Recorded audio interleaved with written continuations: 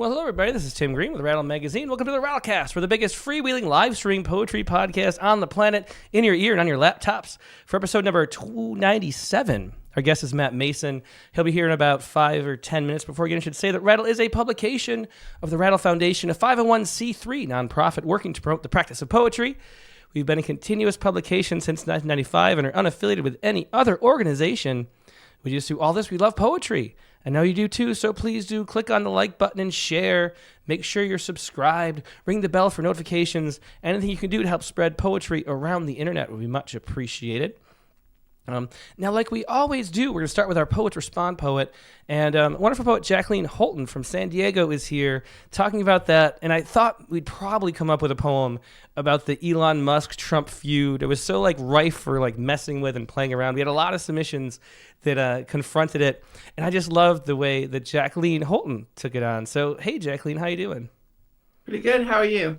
I'm doing great. It's great to see you. And yeah, so set up this poem. How did you know? Did you know you were going to write a poem about this as soon as it started happening? No, in fact, I didn't write a poem about this. I wrote a poem about a little altercation that my husband and I had. And I mean, everything in the poem is true except for when it starts to get really absurd, because I actually started having that conversation. Maybe we need a safe alarm or safe clown noses or whatever. But yeah, so it was basically a poem about that. And then I thought, well, wait, who else is having a little bit of a spat in the world right now? Wait a minute.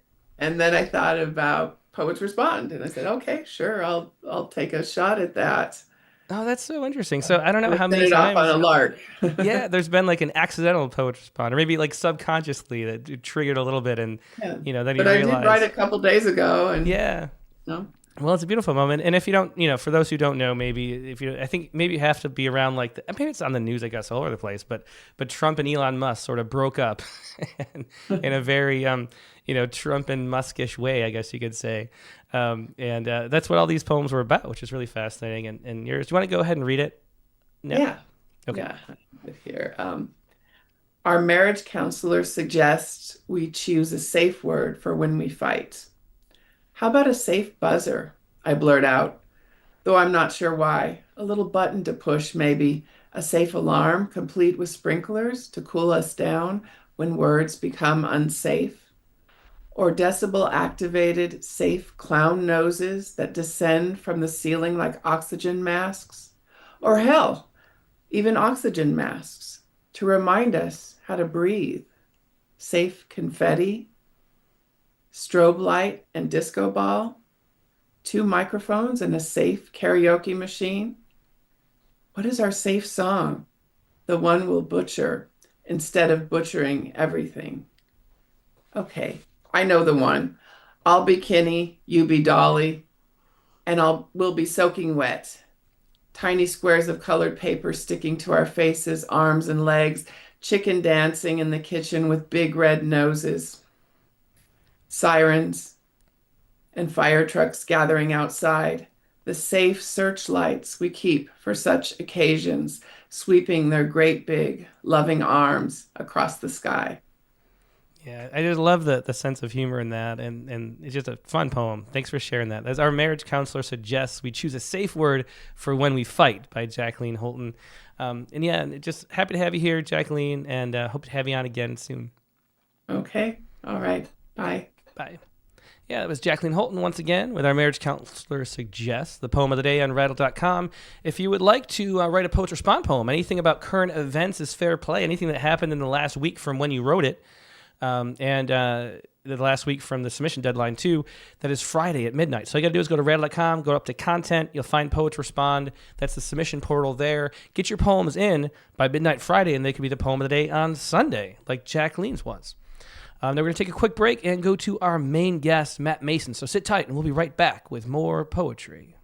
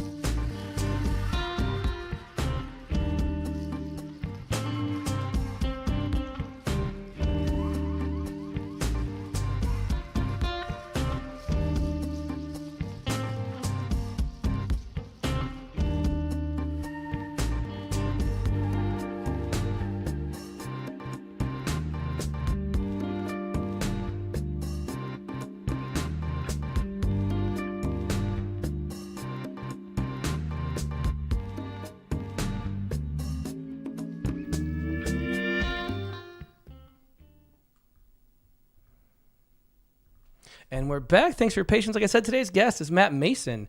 Matt Mason served as Nebraska State Poet from 2019 to 2024 and has run poetry workshops in Botswana, Romania, Nepal, and Belarus for the U.S. State Department. His poetry has appeared in the New York Times, and Matt has received a Pushcart Prize as well as fellowships from the Academy of American Poets and the Nebraska Council of Arts. His work can be found in Rattle, Poet Lore, Prairie Schooner, and others publications. His fifth book, Rock Stars, was published by Button Poetry in 2023. We're also going to take a look at a wonderful book, At the Corner of Fantasy in Maine, the year before that. So we'll take a look at two books today from Matt. Here he is, Matt Mason. Hey, Matt, thanks so much for being here.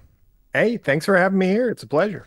Yeah, definitely my pleasure. I've been a fan of your work for a long time, too. And it's great to have you on the Rattlecast. Do you want to start out with a poem? I think we're going to do Rockstar first. Do you want to start out with the opening poem from that book? You got it. So this poem's called Rapture. Is the best song by Blondie. It makes you feel like there's no other choice but to raise your arms up and shake your feet. Even the Man from Mars, Eating Cars, disco rap, weird bits, all of it. Debbie Harry's voice swoons to a command. The piper playing to the wicker basket of cobras and inhibitions be damned. Though, when you hear it in a Chipotle in your 40s, seated across from your 9-year-old daughter, you realize there are limitations to enchantments, to how much you can get away with shaking, that once you could let it all go, and who would care? Could carpe all the damn DM you dare, and in this chain burrito experience, in this age of graying hair, this rapture, where while gravity holds you tight to your chair, all around you, others are lifted one by one into the air. Yeah, great poem, Matt. That was the opening poem in the book Rapture from Rockstar.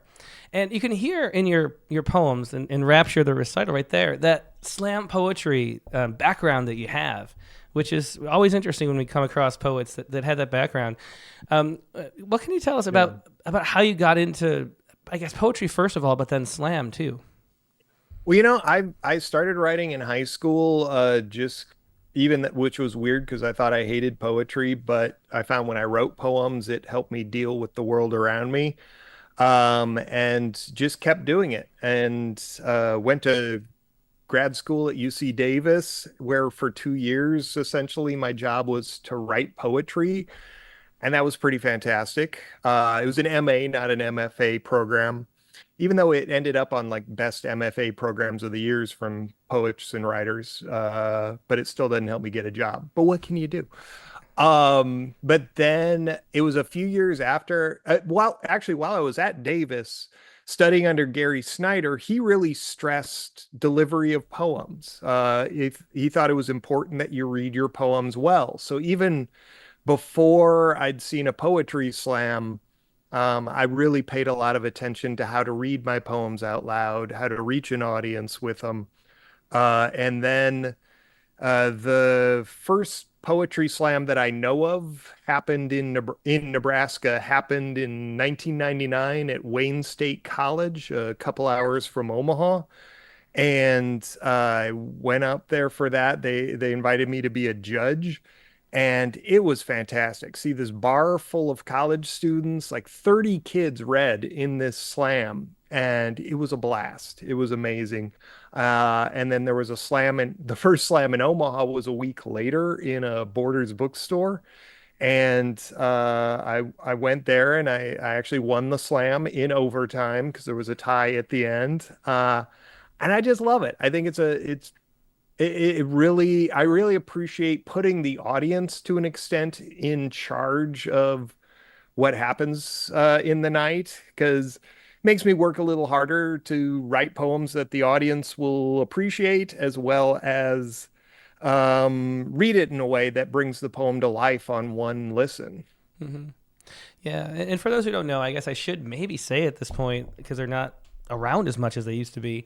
But that the poetry slam, started. We have a whole slam poetry issue, number 27, but it started in Chicago at the Green Mill Lounge, and it became this way. Mark Kelly Smith was the founder of making poetry more fun by being like a bar sport type event where people would perform their poems, random judges from the audience score them Olympic style. And there's a whole bunch of rules and things like that. But in the end, there's the winner crowned at the end of the night is the person that the judges that are randomly chosen from the audience like the most. And, off camera before we started, I was talking to Jackleen Holton about the Wrightwood Literary Festival. And my favorite part of the festival was the poetry slam we had at the end. We had the festival up at a camp in the woods, but then we'd come to town in a bar that night and do a poetry slam. And everybody in the town loved it. And it was so fun. It was the highlight of my time. There was so much fun when I went to the National Poetry Slam too a couple years in the aughts. And it's just a really fun way to appreciate poetry. And you get poetry that people, can be entertained by. And it's very different than, sort of the dry page poetry that we're used to maybe. What do you think, like why is that, taking the back seat? Like, why is there not as much slam poetry around? Did you get out of the slam movement? There was sort of the connection of the, Slam Poetry Inc. had some problems like internal fighting and it split. And so there's no championship anymore. It also aligned with like COVID, but there's really slam around 2020, slam poetry sort of disappeared, or there's not as much of it as there used to be. Did you get out of it before then, or were you still doing it at that point? I ran a poetry slam until 2014 and left it. The slam kept going and it still continues. It's a monthly slam in Omaha on the second Saturday of every month. And I think what happened was that the national body that put on these national poetry slam events, it folded, I don't know, before COVID, but the slams are still there, but they're much lower key. There's not a big national movement, but in so many cities, you'll still find a lot of poetry slams. A lot of it's moved to youth poetry slams, with young Chicago authors in Chicago really started some things, and Brave New Voices and other things. So I think it's moved a little younger for the most part, but you can still catch a monthly slam in Omaha. Colleges still have slams. So many cities still have slam events, but there's not that big national thing, though there is a group that's putting on a national slam. So it sort of happens, but it's not as big an event as it used to be, but still there. Yeah. So you left, you stopped doing your own slam in 2014, you said. What was it that pulled you away? Like, why didn't you do slam anymore yourself? Because a lot of poets move on, and I have sort of theories about why, but I'm curious why you did. I left running the slam because I was busy I was running a nonprofit at the time, and I just was stretched too thin. So other people took it over. And I stopped. I was at the National Poetry Slam in 2015. I made the team from Omaha that year, and haven't slammed as much since then. Occasionally here and there at the monthly slam, but it's been a couple years since I've done that. I don't know why I haven't. I think at this point, I've had a lot more published. I was Nebraska State Poet, and now it's like, oh, I'm going to go and get my ass handed to me by, a really talented 17-year-old poet. So maybe it's my ego. But I do want to come back and slam a few times because, they're just fun. It's a great approach. They are. Every time I talk to anybody who has a background in there, it makes me want to make a slam. I was already thinking as you were talking, like, oh, in Texas here, there's a bar. There's a great bar for it. Maybe, I don't know, because it is so much fun. But then I think to me the problem becomes because so many poets move past it for they go from the stage to the page is a really common trajectory, and I think it's because it ends up being a little gamified. Like I think there's things that work, and they're not like the full au revoir of what you can do as a poet, and so you end up sort of getting tired of having to do the stuff that works. I guess is that. So, well, I think what happened, like with the National Poetry Slam, it got a little bit more kind of by the numbers. And, if I do this, this, and this in a poem, I'm more likely to get a higher score. And you would see this, and it made it much less interesting. I love, Scott Woods in Columbus, Ohio runs poetry events and other things, and he is really always focused on putting it on as a creative act of Mhm. having a poetry slam that's got the time limit, but none of the other rules. So you see people be more creative with acting, with costumes, with bringing up five other poets with them, things like that. And I think that's what poetry slam was more of in the beginning. And then it got, oh, this is the way you do it. But I'm kind of proud of Omaha. We ran a poetry slam from, starting in 2002, and even when we went to nationals, we were always pretty unique. We did our own things, tried not to do the paint by numbers poetry slam poems that would score high, and try to make it score high on some weird other aspect. Uh-huh. So, Yeah, well, it is a lot of fun. Well, yeah, I want to talk more about poetry. Let's dive in and do another poem.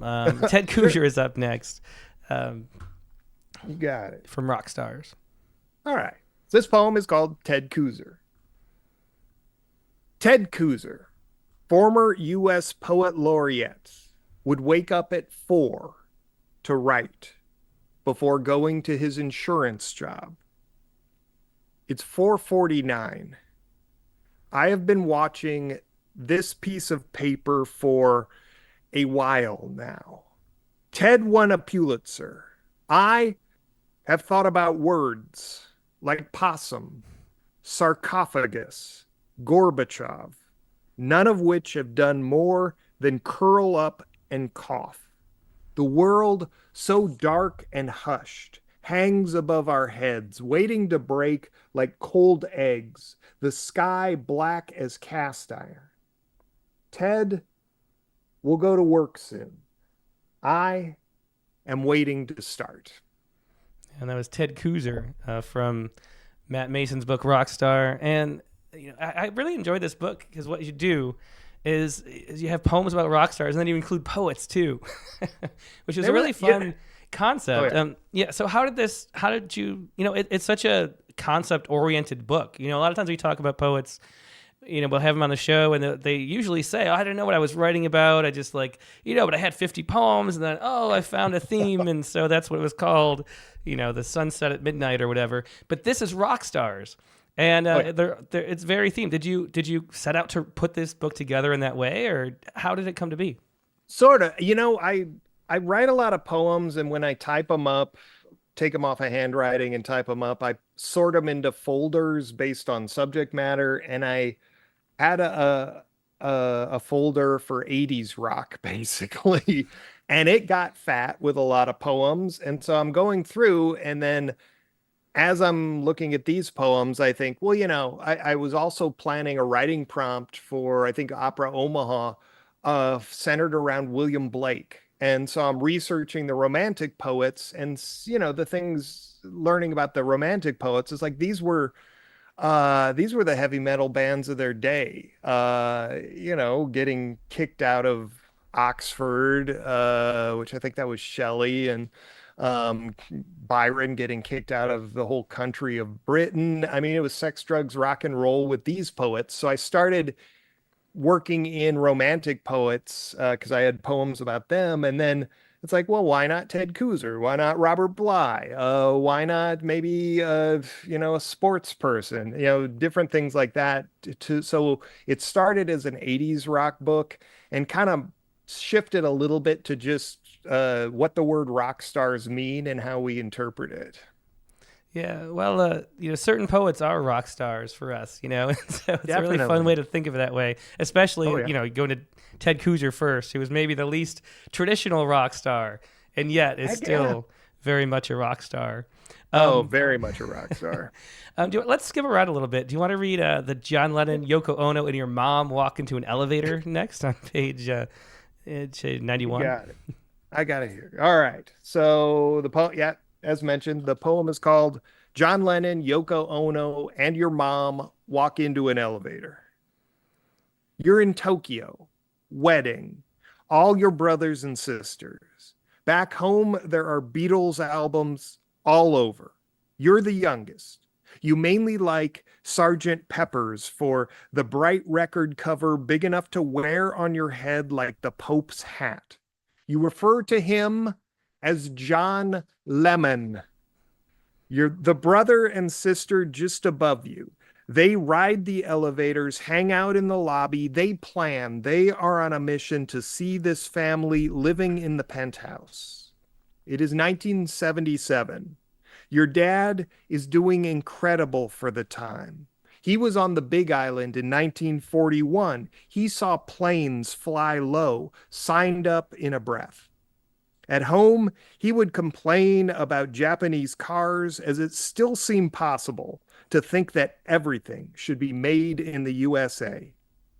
He is here, amazed by the lights, the beauty of every smile. The lesson you learn is that there are no higher beings on this earth, that all of us stand just as human when pressed close, that whether you're in line at the checkout at a Brandeis store in Omaha or in an elevator in the Hotel Okura, it all sounds like home.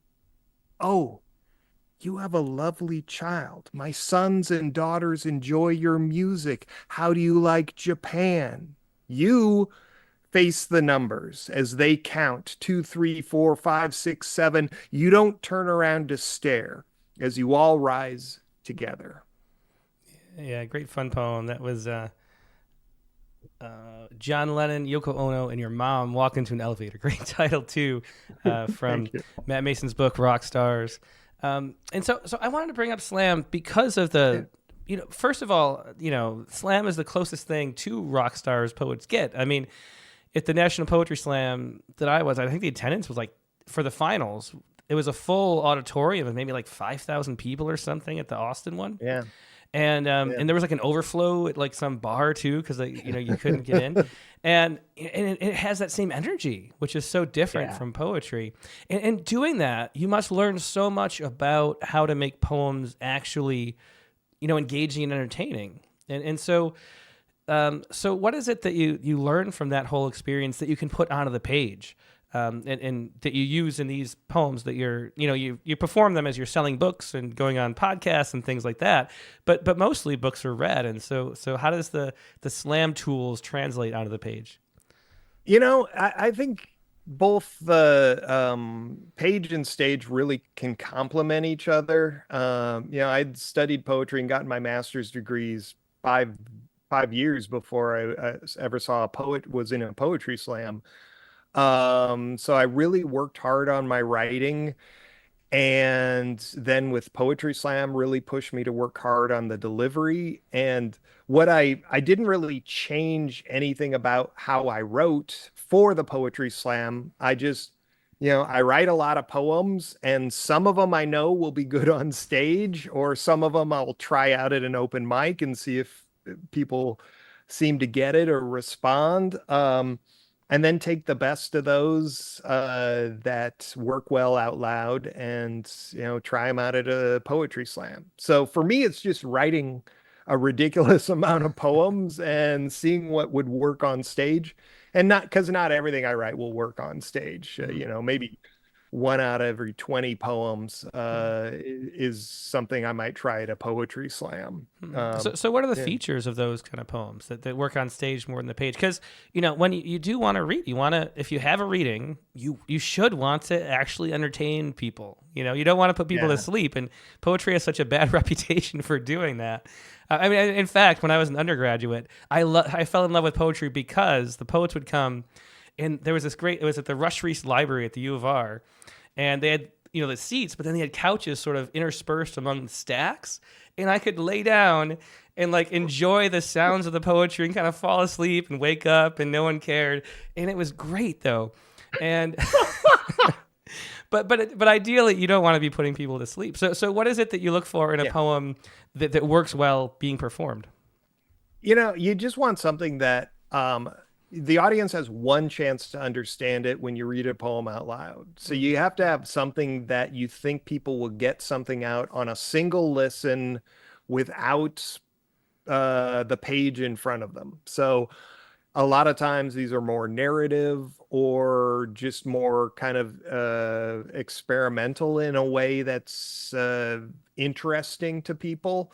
So it's a lot of just playing with things and seeing what works. And the best of those are ones that you can really put out a lot of emotion, put out a lot of feeling, put a little bit of acting into, and kind of see what happens. But I mean, for me, it's, poetry didn't start as something that would put people to sleep. It started as a way of storytelling. It started as something that's meant to be said out loud.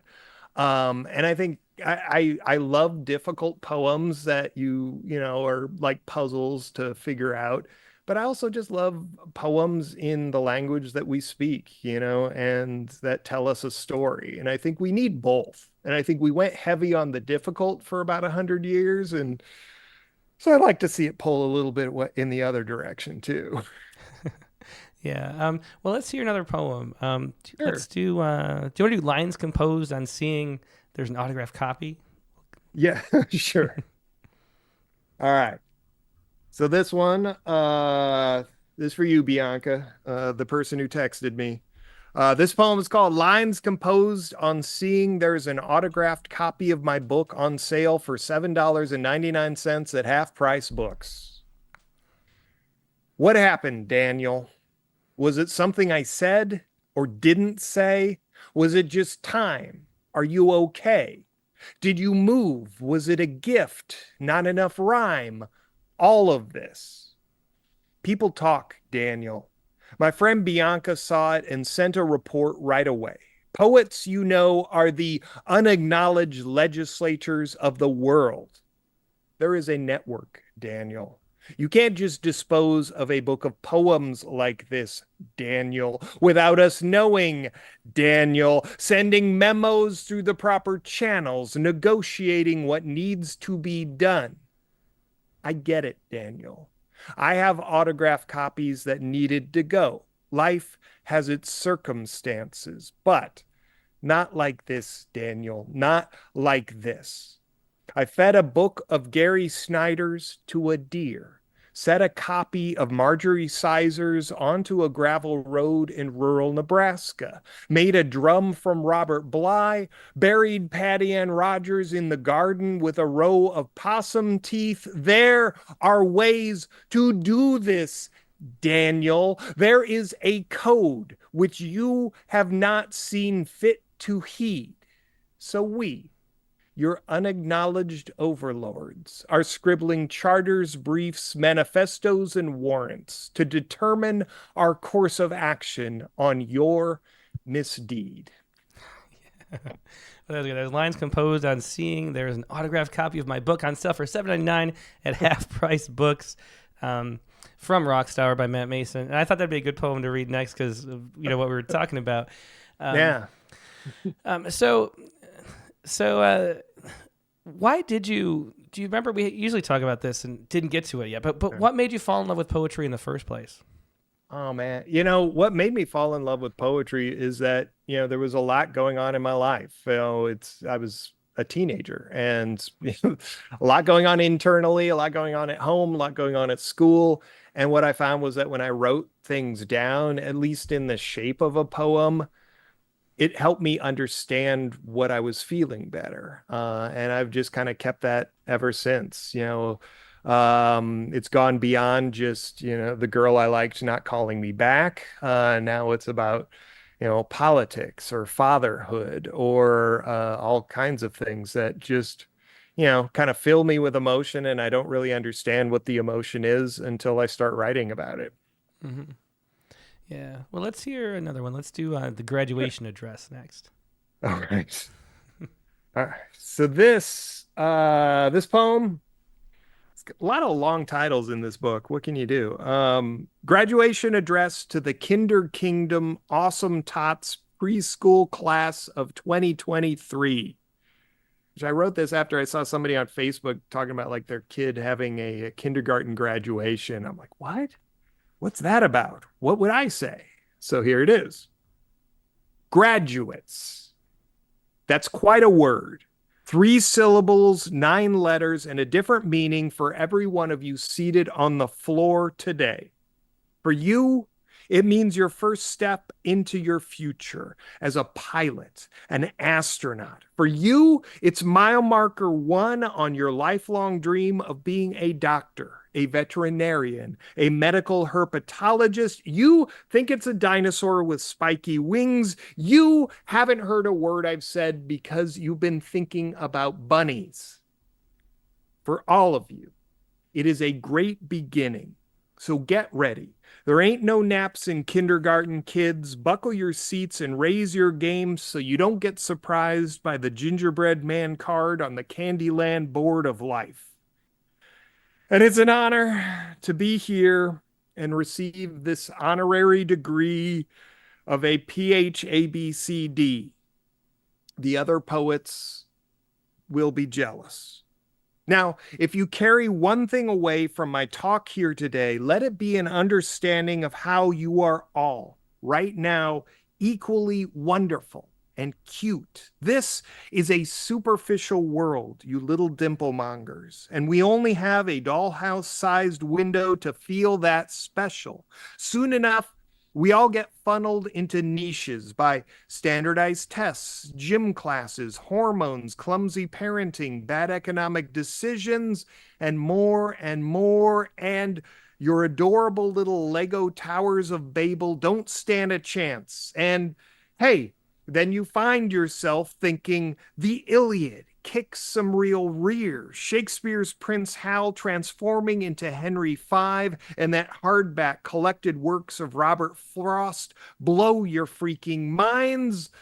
So you end up majoring in English, then working at Little King, making sandwiches, then getting a master's degree in English, then working at Little King, making sandwiches, and goddamn, you used to take Mensa tests for fun and own them, but nobody gives a shit if you can explain the difference between William Wordsworth and William Carlos Williams, and it gets cold in January, and you got to keep the heat in your studio apartment at 60, and you're there sitting inside in an outside chair with those crappy plastic strappy things because that's what you can afford, trying to fill the emptiness one Cheez-It at a time because, hey kids, Cheez-It saves. Or listen, we ain't born into heroes or born into kings because birthing isn't what writes your careers. It's okay to love Keats or Broadway or The Intelligent Investor by Benjamin Graham. Love God, love Mozart, love baseball, love band. There are voices in our heads from in and from out, but all of us got one voice that tells us, well, tells us something that ain't crap. So listen until you hear that. And take a math class just to be safe. And floss. No one ever regrets having flossed enough. Well, that's great. That was graduation address to the Kinder Kingdom Awesome Tots preschool class of 2023. Did you actually give this as a speech? I wish no. It's, it tries to resist the cuss words, but they come out in the rant portion. So that would have gotten me kicked out of the preschool. Yeah, I think so. Maybe it's. I've read it in some high schools, but yeah, not a preschool. So, what is your writing process like? You mentioned writing a lot, and with poems like these especially, it seems like you have a thought and then you see how much fun you can have with it. Is that a good description of your process? That's with a lot of them, yeah. Not all of them, but there. I make myself start at least one new poem every week. I've got a deadline of Monday, because that's when I had a class in college every Monday where I didn't think I could turn in a poem every week because I had never tried that before. And turns out I could have turned in more than one poem every week. So every week I'm looking for things to write about and taking notes and eventually writing at least one poem, often a few.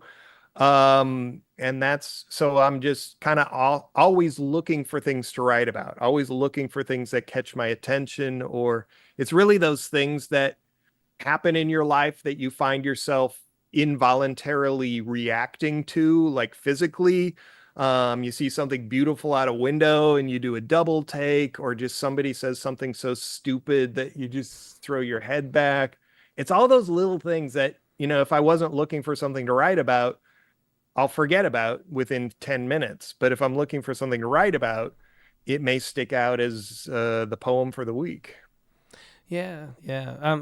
So what is your writing process like? I mean, one of the things I notice is often I'll say that the poetry on the page should be kind of the score for reading it. Even if you're reading it in your head, it's telling you how to pace and read it, with how long the line breaks are, where the breaks are. It should make, on the critique of the week every Friday, I'll be reading these cold poems that are just like submissions, and they're hard to read sometimes. And the way that the poem is spaced and where the breaks are should be the guide to help you read. And if you look at just the graduation poem just now, I'll put it back up for a second. It tells you how to pace it. Graduates, that's quite a word. 3 syllables, 9 letters. Like, I don't need you to be here reading it for me to know the kind of, having a sense of how you would read it. And that's such an important thing. And so, Yeah. so how does it come to be on the page like that? Do you hear it as the voice and you're trying to transcribe that as you go? I mean, what's your writing process like, being such a oral tradition type poet?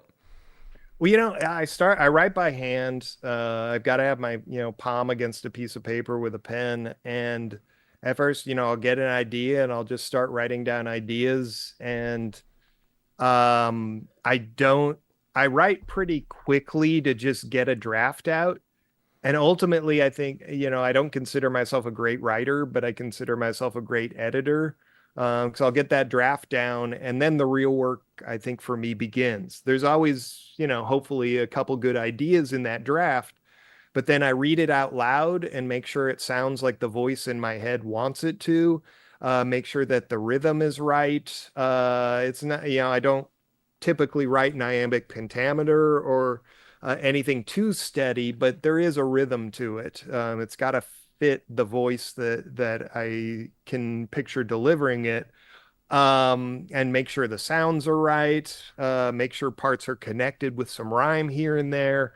So it's really, a lot of it is out loud, and just reading it over and over and over again and making small changes as I go. And then, at some point I'll type it, and then it becomes a completely different poem. And that's when I really focus on putting in the specific line breaks and stanza breaks that fit the way I think the poem should be read. Because then, you see it on the page in type as opposed to a mess of handwriting with a lot of crossed out things and arrows and things like that. Then you can really shape it a little bit better. Yeah. Or I can. You might write differently. Yeah. Well, I tend to do the line breaks like last. Like, I hear it, it's in a block. I don't really worry about that. And then I make it into the shape that feels like it should be, with like the tension in the right place, like after the fact. Yeah. It's like the last, and maybe the most fun step too is like seeing what shape it wants to be on the page. Yeah. Let's do one more poem from Rockstar, then we'll move on to the other book. Do you want to do Dear Poet to close it out? Yeah. So here's the last poem in the book. It's called Dear Poet, and it starts with a quote from John Keats, a letter he wrote to Fanny Brawne in February 1820, shortly before he died. And he wrote in this letter, "I have left no immortal work behind me, nothing to make my friends proud of my memory, but I have loved the principle of beauty in all things. And if I had had time, I would have made myself remembered." Dear poet, who did not waste time in the chains of his own dramatics, as too many of us have done, whose preoccupations with death were brought about by the blood more in his throat than in his heart, the mortality of his own white cheeks. You were not drunk. You were not spinning idiocy into adventurous exaggeration. You just living in whichever garden would open a gate to you, whatever journal that would deign to be blackened by your words. Light our ways, good sir. Stay close. Help us all to recognize the beauty you treasured, that we, as you, might be so unremembered. Yeah, that was Dear Poet, the closing poem from Rock Stars by Matt Mason. And I should say at this point, if anybody has any questions for Matt, please leave them in the chat windows, either on Facebook or YouTube. Anywhere else is streaming, I'm not monitoring, so find the YouTube, really, if you can, to leave questions. And it helps if you put question, like in all caps at the top or something, so I can see that it's a question, as Matthew Joseph just did. Also, if you haven't left a like button yet or whatever, there's always twice as many people watching who have clicked like when I say this, and then it'll jump up to like 80%. And the better the ratio, the more people YouTube will show it to. So click the like button if you haven't clicked that like button yet. So one question from Nate Jacob first, before we move on to the next book. Does Matt worry that his references to specifically Omaha locations like Little King and Brandeis might limit his reach? And more importantly, does he have a poem lauding Runza? Omaha is the center of the universe. So if people don't get those references, I don't understand them. And yes, I do have a few poems about Runza. I think I have one in a book manuscript that I'm just finishing up now. It involves the poet Mike McGee eating his first Runza out in the middle of Nebraska. So watch for that. Okay.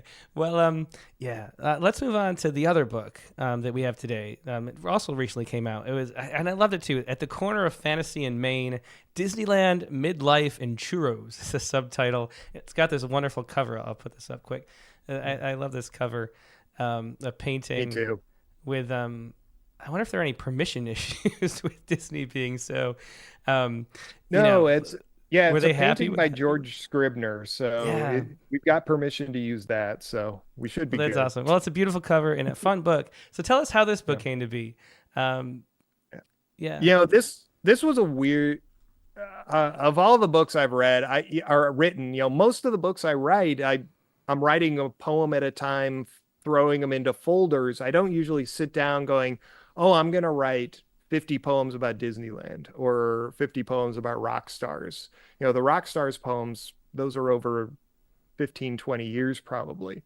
But this, I woke up one day thinking about Disneyland, and I didn't know why. And it kind of spiraled out of control to the point where I'm reading books about Disneyland, magazine articles, watching the YouTube video of the Disney opening in 1955, just listening to all these podcasts, all this stuff, and I didn't know why.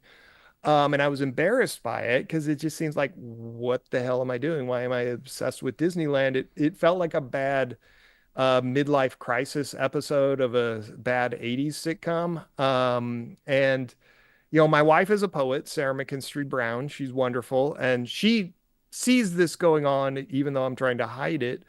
And at one point, she finally asked me, well, what are you writing on this? And I'm like, I'm not writing. This is just, I don't know what this is. This is dumb. And she's like, you're a poet. You're doing research. Write poems. So I did. At first, I started writing a few poems about, roller coasters. And then as I went further, realized there was a lot more underneath. That there's a reason for this weird obsession that wasn't just a sitcom joke. It was trying to deal with certain things in my life that for whatever reason came out in this form. And that's where it all came from.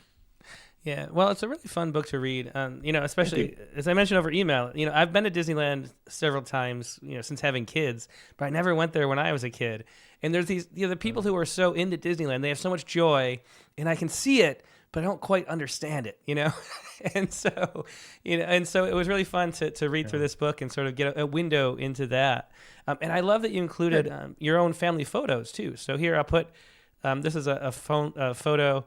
If you can see, it says Matt Mason, age 4, Disneyland, and there he is. And it's really cool that you included that too. So it's a really fun book to read. Do you want to start out with one of the poems from it? I think At the Corner of Fantasy in Maine. Sure. So this is the title poem from it. And it was fun to look at Disneyland in terms of where the different lands met up. So there are a bunch of different poems that are at the corner of, and this is right where, Fantasyland meets Main Street. So at the corner of Fantasy and Main, you've got the castle's shadow, not the castle. Got mallards looking for a moat, photographers with poses to pick from as horse-drawn streetcars clop by. You've got donuts, different every week. Sometimes a lemonade maple bar, sometimes pineapple and pink. At the place where lands transition from Photo Supply Co. to Bibbidi Bobbidi Boutique, where you're never quite sure the pinpoint, the borderline between where dust needs sweeping up and where it makes you fly. All you know is that somewhere nearby, someone always has the particular magic that turns $3 into coffee and a paper cup. Yeah, that's the title poem, At the Corner of Fantasy and Maine, by Matt Mason. And so Disney is such a really fascinating phenomenon. It really is. What's the strangest thing you learned researching Disneyland? Oh my gosh! The first thing that jumps to mind, and there was a poem about this that didn't make the book because it was just too bizarre. But in watching the opening ceremony of Disneyland's opening, July 17th, 1955. There's this live broadcast with Walt Disney and Art Linkletter and Ronald Reagan hosting. And there's at one point, Davy Crockett and a few other people from that show come, and there's this little skit, and then it breaks into a song about Davy Crockett's gun. And it's just such a weird celebration of a gun there on national TV in black and white. It was just so weird to watch, and it just kept going on. So, but yeah, otherwise I didn't find out anything about Walt Disney still being alive or his head cryogenically frozen being true or anything like that. It's mostly kind of the usual stuff, but it was a lot of fun to do the research and really get to the basics of why I was thinking about Disneyland all of a sudden. Mm-hmm. Yeah, and so when you have a project like that, how much are you aware of like the arc of it? Like, do you think about the fact, I need a poem about this topic, and that's something, or is it because so often we write very spontaneously, and Yeah. and so how do you keep the spontaneity going? Maybe that's why I've never had like a project book myself, or a novel seems just, how do you stick to it? And so how do you keep the spontaneity while keeping an eye on you're writing towards something, and how does it come together that way? It was difficult because just not having really done this much. I kept writing poems, one after another. And, most of the poems I was writing over this about 2-year period were about Disneyland, with other ones that would come out in there too. And then just going through and figure out which ones are the best poems. Is there a storyline, and trying to put it together. And, for a long time, there was no ending. There was no resolution because I was writing all these poems, and I think I was getting closer, but I didn't really know why I was writing it until pretty late in the whole writing process. Suddenly it all came together. So yeah, it's weird to put something like this together, and takes just, again, I think my basic approach is write a shit ton of poems and hope that they work. Hope that eventually a few of them are good. So not quite, a million monkeys at the typewriter, but maybe a little bit of that. Well, let's hear another one. Do you want to read Memory? Yeah. So this one called Memory. Memory is thing, is object, is possession, is gray cell-fed oxygen drop, is electric jolts passing notes down the line. Memory is brain is relative to the bomb pop, monorail stop, the huffy with banana seat, ho-hos and foil wrap. Not spirit, not quintessence, is particle, is zero, is one, is data logged in skull box. So, afterlife you, what are we? What afloat in what wafts past clouds? What identity? What daughter's eyes wide open as you see her born? What mom's words when you both bump into John Lennon in an elevator? What sounds? What sparks? What minutes drip back to dirt, to as cell walls crumble to sluice, as nucleoli spill to zzz. Memory is thing, is drip, drip, drip, is vocabulary on the shelf since sixth grade science class, is what isn't what we are, is peanut shell, is dust, is VHS videotape of 1977 Star Wars, is Library of Alexandria, is Codex of the Maya, is Dead Sea Scrolls sieve, is pulled out in our wallet, is matter. Doesn't matter in the eternal, in what comes after the flood, the fire, the ice, the Ragnarok, the Armageddon. These words will forget when stripped to stars. Yeah, so it was Memory from the corner of At the Corner of Fantasy in Maine by Matt Mason. Let's go to some other questions from the audience. Sure. Rahaf S.A. says, as someone who has an MA, do you value readers' opinions or critics, or none at all?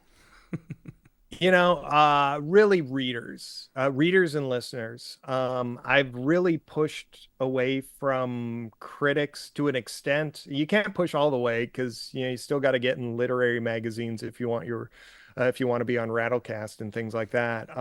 But I think I really do more and more look at poetry as a form of storytelling and as a way of reaching listeners. And so I really, and readers, so that's why I really pay attention to the readers, and, critics are readers too. And hopefully they, you got to find the ones that you can reach. Yeah. Here's another question from Matthew Joseph. He says, love, love, love the humor, but do you ever go to the dark side? Yes. Not so much in these two books. These were very themed books. But, the manuscript that I'm finishing up right now gets pretty dark in points. It's got a mixture of light and dark. And yeah, I read a lot of political poems. I had a poem in the New York Times right after the January 6th attack. That was, about that. So it does come out, but not tonight. Okay, well, let's hear another poem, Matt. Next Sure. up was At the Corner of New Orleans and Frontier, which is maybe, Right. I can imagine that intersection in my head pretty well. Excellent. All right. At the corner of New Orleans and Frontier, under Old West guitar and jazz band trumpet, where the riverboat steam horns blare, you order a corn dog. Beignets and étouffée are down the way, cowboy. You don't have to put up with that. But the sun dips into everybody's eyes. Strollers full of screams rock by, and you need to start searching at the popcorn cart and in your life for something more than everything you've been settling for. Yeah, that was At the Corner of New Orleans and Frontier. So one of the things we haven't talked about, Matt, is how much you do, as a teacher. You have so many programs that you run. You have, nonprofits, all sorts of, programs and projects, coaching a slam team. How do you approach, writing poetry?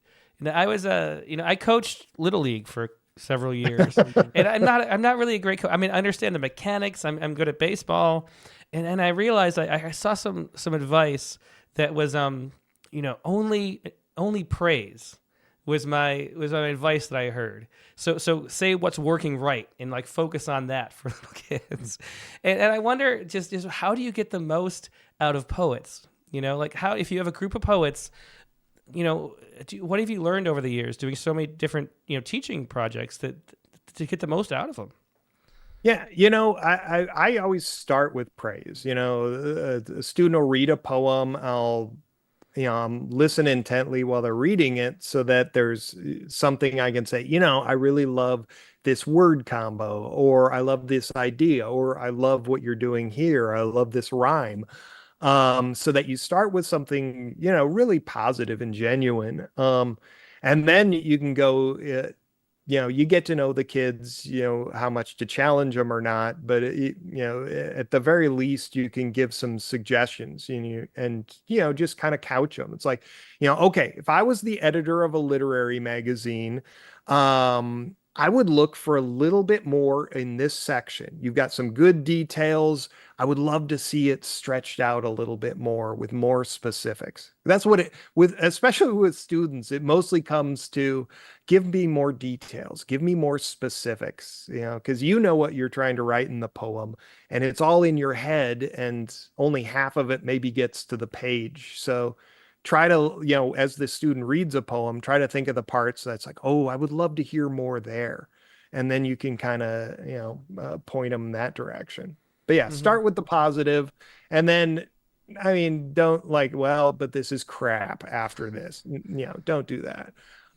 There's always potential. And the thing too with poems is that when you're writing poems with a group of students, they're not writing to get into a literary magazine or, even do anything major with. They're a lot of times just writing to express themselves. So I really try to push students in that direction as far as, it doesn't have to be perfect. Doesn't have to be a iambic pentameter sonnet with the perfect rhyme scheme.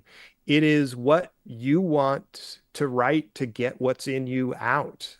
Tell your story. You can edit it later if you want, but you see these students and you just got to praise them when they're just trying to tell their story. Even if it's not a perfect sestina or something like that, it's just about getting what's in them out. Do you think everybody has a poet within them? Like, do you think anybody can be a poet? Or do you think, because I ask people that frequently, and they're very conflicting reviews. Some people say no, and some people say, of course. How dare you not think everybody could be a poet? So what do you think about that? Yeah, I think everyone can write a poem that is meaningful to them. I think everyone can write a poem that if they write it down and pull that poem out in 5 years, they will feel the feelings they were feeling when they wrote it down, and they're a poet. Maybe they're not going to be published anywhere, or maybe they're not going to win a poetry slam, but if they can write something that's meaningful to them, then of course they're a poet. For me, I think we all want different degrees of poets, but there are so many different genres of poetry, and we want it to be one thing instead of allowing this diversity of what a poem is.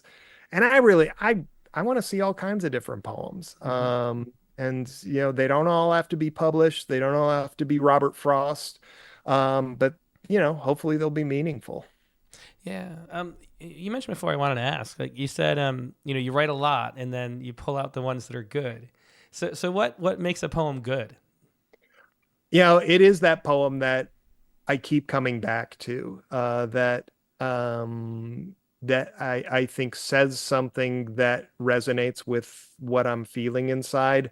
I write a lot of, since I'm writing a poem a week, I'm writing a lot of poems that I think do that really imperfectly, that don't seem to make me feel the feeling I should be feeling when I read it after I put it away for a few weeks, or just seem kind of clunky when I read them out loud. So, I'll keep all those poems, just like I said, for other people, I say the same for me. Hopefully this will serve as something that'll remind me in years to come. But there's others that I know. I think I've got a good sense at this point of poems that other people will get the same thing from. And that's what I'm really hoping for. Yeah, great. Let's do 2 more quick sort of lightning round questions, and then Yes. and then we'll do the last poem. Okay. So Laura B says, following up on Nate's question, that was about Omaha. Tell us more about being so strongly a place-based poet. How do you see your role in balance the unique references and the universal? Yeah, I think a big part is just writing what comes out and not worrying if it's going to be a poem for all time. Hopefully, I'll write a few things that people can pick up in 100 years and understand, but definitely not everything. Like most of the references in Rockstar, who's going to know? I mean, I read that Blondie poem to kids, and they don't know who the hell Blondie is. There's a Bon Jovi poem, and then the people, I think I know that name. It's like, and things at Disneyland are changing. At the corner of Fantasy and Main poem, it talks about a lot of things there at the end of Main Street that aren't there. They don't have the new donut flavor every week or different things like that. So everything is changing, and I've just learned not to worry about it. If I can write a poem that's good for 5 years, that's better than I ever thought I'd be when I was in high school. I think a lot of people want to write timeless poems, and I want to, but I'm not against writing poems that are pretty finite. I'm okay with that. I mean, I'm also okay with writing just crap too, because I think you learn things from writing poems that don't work. So I don't worry too much about good or bad until later in the game. But when I'm writing, I'm just writing to see what happens. Yeah. One last question from me. Yeah. Is what like why do you write poetry for you? There's so many different poetries. There's so many poetries that you could do. And then you do, the Matt Mason poems. I mean, what is the purpose ultimately for writing? Like, what are you seeking when you write poems? I think I'm I'm a stereotypical guy with a lot going on in my head, a lot going on in my heart, and then that wall in between. I know that I'm feeling strong feelings, but I don't know what they are. But if I write poems, it puts a doorway in that wall, helps me understand myself a little bit better. The whole book, Fantasy in Maine, it was writing that book that helped me figure out, the last poem I'll read tonight is where it all comes out. Like I had no idea why I was writing this book, why I was feeling those feelings, but by writing about them, it all came together. Yeah. We'll read that poem in a second, but first, one last question from Jeff Stumpo. I gotta find it though. Where'd it go? Jeff said, there it is. A genie grants you infinite stamina and no achy joints. Who joins your dream cross-country poetry tour supergroup? Oh my God. I mean, how many people can I put on it? I mean, Patricia Smith, Denise Duhamel, Mike McGee, my wife, Sarah McKinstry Brown, Zadika Poindexter, Amanda Gorman. Can we bring Mary Oliver back from the dead? I don't know. I think anytime you ask me that question, I'll give you 10 different names. There's so many amazing poets writing right now. And I want to tour with all of them. So find me, message me. We'll tour. And I want, real poetry tours with supergroups. That sounds fun. That would be fun.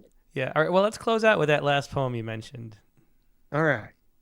So this poem is called What You Find at Disneyland Is.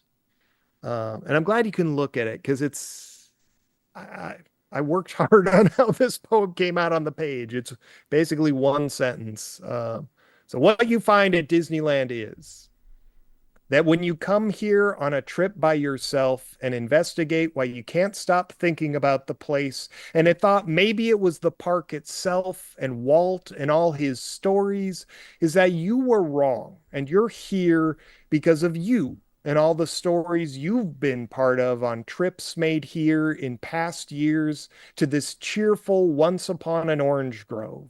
And it's like pulling out boxes from the basement and trying to fit into clothes from different ages of your life. And you can't, with them small or faded or so brittle they splinter apart like straw, or just out of fashion because you can't be four or 25 or 46 ever again. You have to walk with one stiff elbow, the toe and heels that hurt, all these small pains that now take ages to soothe. You can't change any of this except maybe that gut. But man, you've come to exactly the wrong place for that when there are churro carts, peanut butter dipped in chocolate, 1,000 sweet things shaped like Mickey Mouse's head. There is a legendary sandwich you find to be ham and cheese wedged inside of something more funnel cake than bread.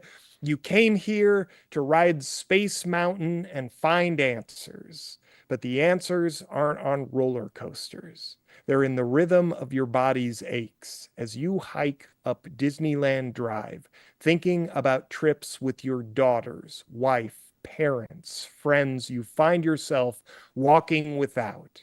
Here in the middle of your life, halfway to the next. Don't you dare waste a breath. Yeah, that's great. What a way to wrap up that book and the episode. Thanks so much, Matt, for joining and sharing your work with us. It's been really fun and interesting, too. Hey, thank you very much. It's a pleasure to be here. So thanks. Yeah, thanks. And once again, that was Matt Mason. You can find all of Matt Mason's work, his many books, including At the Corner of Fantasy in Maine and Rockstars, which you read from, at his website, which is midverse.com, midverse.com. So find that there. And all the great stuff by Matt. And now we're going to take a quick break and go to our prompt lines. We also have a great reveal of our prompt poet of the month. So sit tight. The prompt for this week was to write a different kind of haibun than you ever have before that features a big leap. So that was your prompt for this week. If you've got a haibun that fits that, all you got to do is email it to promptlines@rattle.com. Email it there first so I can show it on the screen as you read. And then find the Zoom link, which I'm about to deploy on Facebook and YouTube. But before I do, the one caveat, it's a one-page max always, and the time should be 3 minutes or less. So if you're filling up the whole page with text, just jump right to the poem because we want to have time for everybody. If it's a shorter poem, feel free to, we can be chatty and fun. But we want to get to everybody here before it gets too late, so that's the rules. So email promptlines@rattle.com and then find the Zoom link, which I'm about to share. Now, if you also don't have a poem but just want to enjoy all the great poems coming up in the next hour or so, sit tight right where you are because the best place to watch is YouTube or Facebook or Twitter, etc., because then you can see the poems as the poets are reading them. But either way, we'll be right back with more poetry.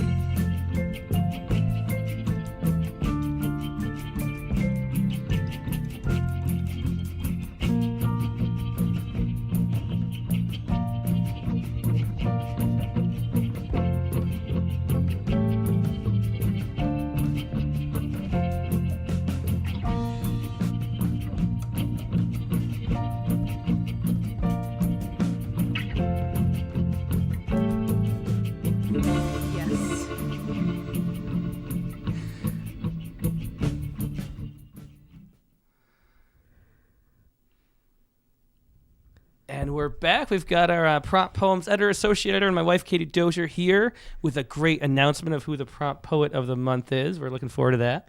I am super excited about this month's poem for 2 reasons. One, the poem is hilarious. I challenge you to try to read it without laughing. I know I couldn't. And 2, the poem was written by a regular on the prompt lines, our own Chelsea McGlynn. Hi, Chelsea. Hey, Chelsea. Yeah, great to see you. Congratulations. Thank you. I think we can't talk about this poem without you just reading it, because anything I say is going to spoil the humor. So I kind of thought the exact same thing. Great. So I'll go ahead and get started. I was going to dress appropriately for the poem, but I just didn't have time. So. All right. Self-portrait as a pair of great tits. When my friend moved for a season of fieldwork onto a rocky Galapagos island, she told everyone she got a boob job, just to watch their eyes drop down to her B-cup breasts in confusion. Red-footed boobies, specifically, she would explain. I'm more fond of peckers myself. Hairy, red-cockaded, or nuttall, they all bring me pleasure. Although I'll let you in on my secret. I believe that the largest one is still out there, the one that makes even the prudes among us shout out, Lord God, when they see it. Scientists may doubt those fine specimens still exist after the denuding of their bush and old-growth forest habitats. But there's a chance those birds still penetrate the bark with their ivory bills in the deep interior of Cuba. I've yet to check a European shag off my life list, and now that I'm married, I'm not sure when I'll get a chance. Although I think if I help my husband bag a horned screamer, he might just forgive me. Yeah, so that's the first time I've read it since.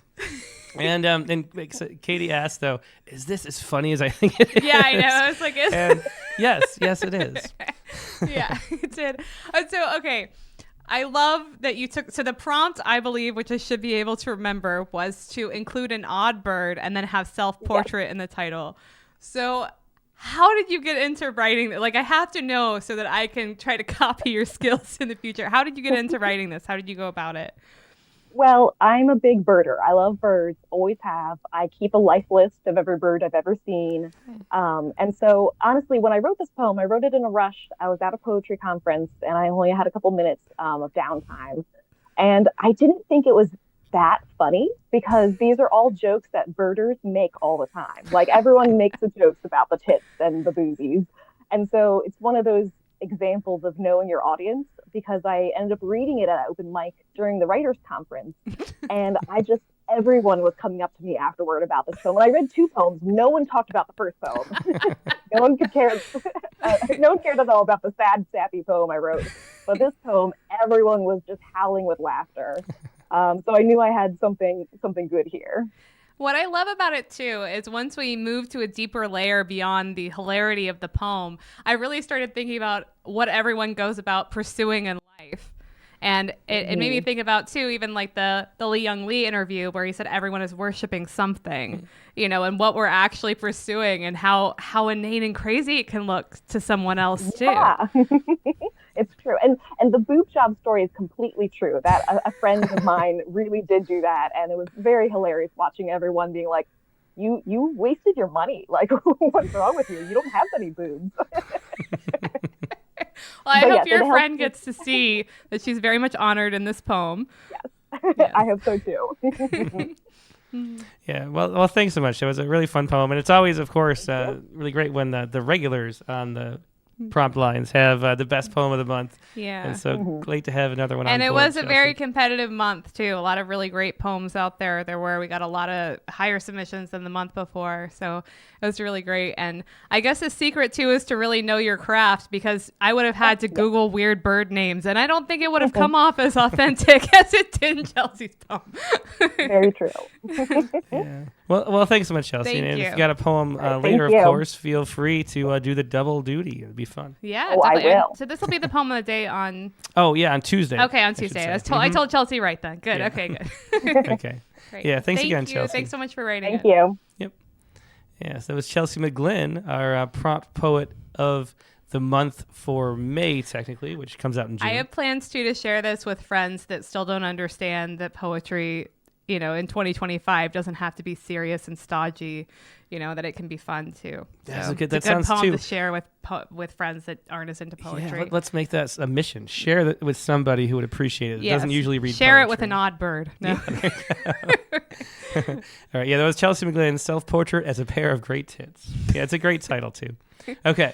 So that is the prompt poet of the month. Now, this week's prompt, though, on the Rattlecast was this, Katie Dozier. It was. I actually feel nervous about reading my poem. I'm like stalling. Are you? Yeah. It's gonna be a tricky one to read, to be honest, having seen it ahead of time. I know, but Chelsea McGlynn told me she was excited to hear me read it. Did so you I practice feel it at all? I practiced it in my head, but now I feel like I should have practiced it. Okay. Anyway. Well, are you ready? Okay, we're going to rate a different kind of haibun that you never have before that features a big leap. So I felt like this one should have been a slam dunk for me, but then I realized like if I learn about any new type of haibun, I write a haibun. So actually it may have been like the most difficult possible prompt for me. So I stabbed myself in the foot or something with this one, but yeah, I'm still stalling. Okay, are you ready? I'm stalling. You're scrolling down. Here it comes. All right. Here it comes. Katie's poem. Oh God. Okay. Oh, and I put it on my phone wrong because I was that nervous. Okay. I just am afraid of somebody tuning in for the Rattlecast for the first time, and this is the first thing they see. They're gonna be like, "What the hell?" Well, Okay. It'll be like an authenticity test. Yeah, I hope my mom skips this episode. Okay. My new glasses. Pros, pros, pros, pros, pros. Pros, pros. Pros, pros, pros, pros, pros. Pros, pros, pros. Pros, pros. Pros, pros. Pros, pros, pros, pros. Pros? Pros, pros, pros, pros, pros. Pros. Pros, pros, pros. Pros, pros, pros, pros, pros. Pros? Pros, pros. Pros. Haiku. Haiku, haiku. Haiku. There you go. And of course, that was my new glasses. So we get the. I didn't even say the title. That's embarrassing. No, I'm just repeating good. it. I like to repeat it so people, who Okay. want to remember what poem that was, they can rewrite it. Or down. if they want to forget, they could not write it down. No, okay. So this was for me. I realized that the biggest leap for me in poetry, or one of the biggest leap, was finding the haibun form, and that I really do. This is meant to be kind of like an Ars Poetica about a haibun. Now, ironically, this is not a haibun. There's not actually a haiku. I don't actually think this is a haibun. So I really broke my own prompt. But that aside, it's just about how I really do see the world like this is the prose section of my life. That's like when you're doing the laundry, and then the haiku is like when you give me a kiss or something. So it's like, the highlights of your life, and then how I really see the world is just as an opportunity to write more haibun. So Well, I can confirm that that's how it plays. Yeah. Well, I think it's a really fun poem there, and the most avant-garde poem of yours I've seen. The problem is too, I've been thinking so much about accessibility in poetry and how important it is, and whenever I lean into that, I end up writing like my most esoteric postmodern stuff ever. So I hope you didn't go as weird as I did. I did not. But with the title of my glasses, I think that's it works. It does. It's meant to function in the way that a good haibun functions, but it's not actually a haibun. Mm-hmm. So I do think it's interesting. Yeah, that's interesting. Okay. Okay. Well, for mine, it's called Washed Away, and now I did so Chelsea, or not Chelsea, Kat last week mentioned that she's never written the haiku first. Ah. I mean, I always did the prose, and then oh my gosh, that's really. I don't think I could do that. yeah, and so I thought I'd do the haiku. I'd write the haiku and then write the prose around it. Ah. And then I decided to double up because there's two haiku. There's a beginning haiku. I've never done a haiku at the beginning either. Oh, nice. So it's two sort of newnesses to this. Nice. Okay. So this is Washed Away. Sandcastle facing the tide of years. We hardly notice the dance of our hands under a faucet, but it's pure routine. I turn the tap with my left, wet the right, left, then the soap, palm to palm, each palm to each back of the hand, fingers through the knuckles, repeat to rinse every time. Every time it takes exactly 16 seconds. My uncle was a surgeon, and he scrubbed his fingers one by one before every family dinner. Decades later, he'd still scrub his fingernails against the meaty flesh below his thumb so hard it must have been painful. His stories were like that too in the end. Memories of memories stored only in the muscle. His girl who died, the car he built by hand, the moat he makes around himself to keep the anger out. He told them well, with confidence. He paused for drama or hit the punchlines every time he pulled them up, sometimes twice in the same conversation. Bridges out, between each thought, the river. So that is washed away. Oh, I really love that. I love the moat line in there, and then how you title it. That's great. I'm impressed by that one. Well, thank you. Yes. Yeah, it was written in the back of an Uber as well. Well done. So there's that. Hopefully the craziest thing that happened in the back of that Uber. Oh, that definitely well, there have been some crazy Ubers, but that's a different topic. Okay. Well, let's see what everybody else has for their poems. And let's go first to Jared Campbell. Hello. Hi. Hey, Jared, how you doing? Doing okay. How are you? I'm doing great. So I got to pull up your I forgot to log into the prompt line. So let's have some banter. What inspired this poem, which I have not yet found? I took a walk. Nice. Well, that was exactly the banter we needed. Let's go There you dive go. into the poem. All right. So, reflection, cutting word. From edge to edge, the sky was uniformly white. I trusted on authority that there was unseen blue somewhere behind the cloud. I was wholly where I was when I entered the vault of trees, but somewhere on the trail, a smell I couldn't name transported me to a summer night 10 years before, circumambulating a small lake quivering with reflected light. Emerging from the vault, the sky had changed. I could discriminate between shades of white and gray, between levels of closer and farther clouds, between clouds impenetrably thick and those so thin they seemed certain to break apart, revealing hidden blue.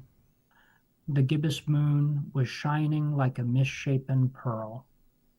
I turned around and walked back through the vault of trees, where the first fireflies were writing love letters to each other in disappearing ink.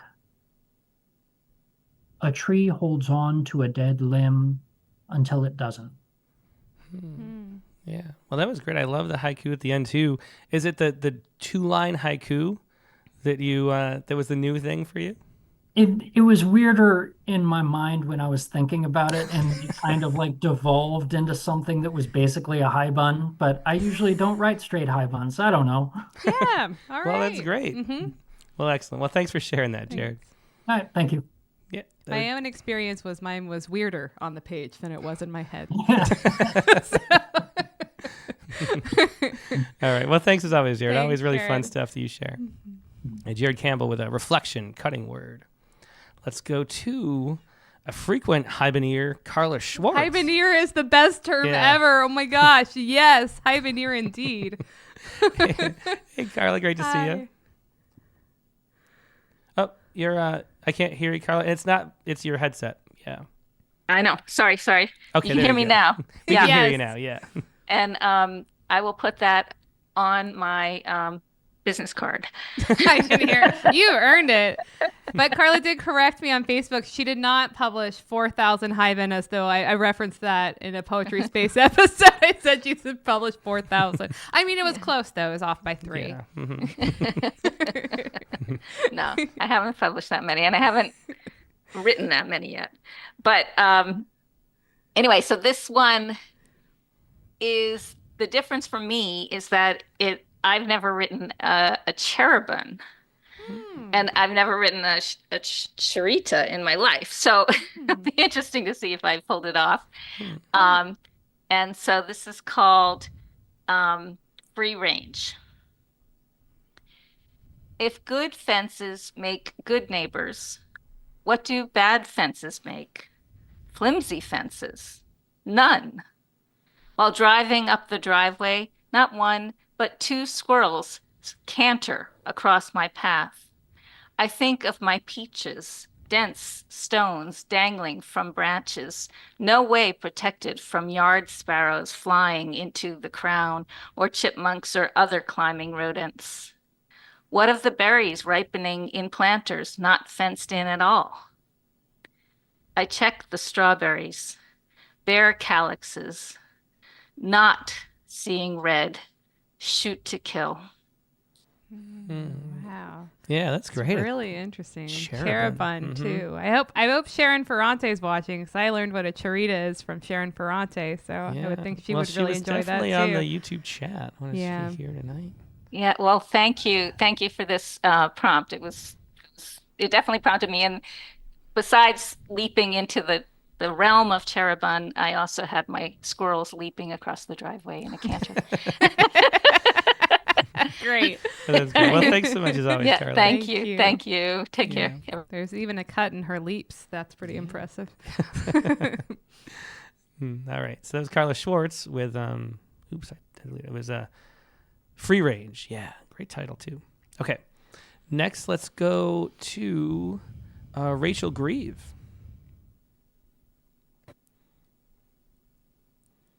Hey. Hey, Rachel. Good to see you.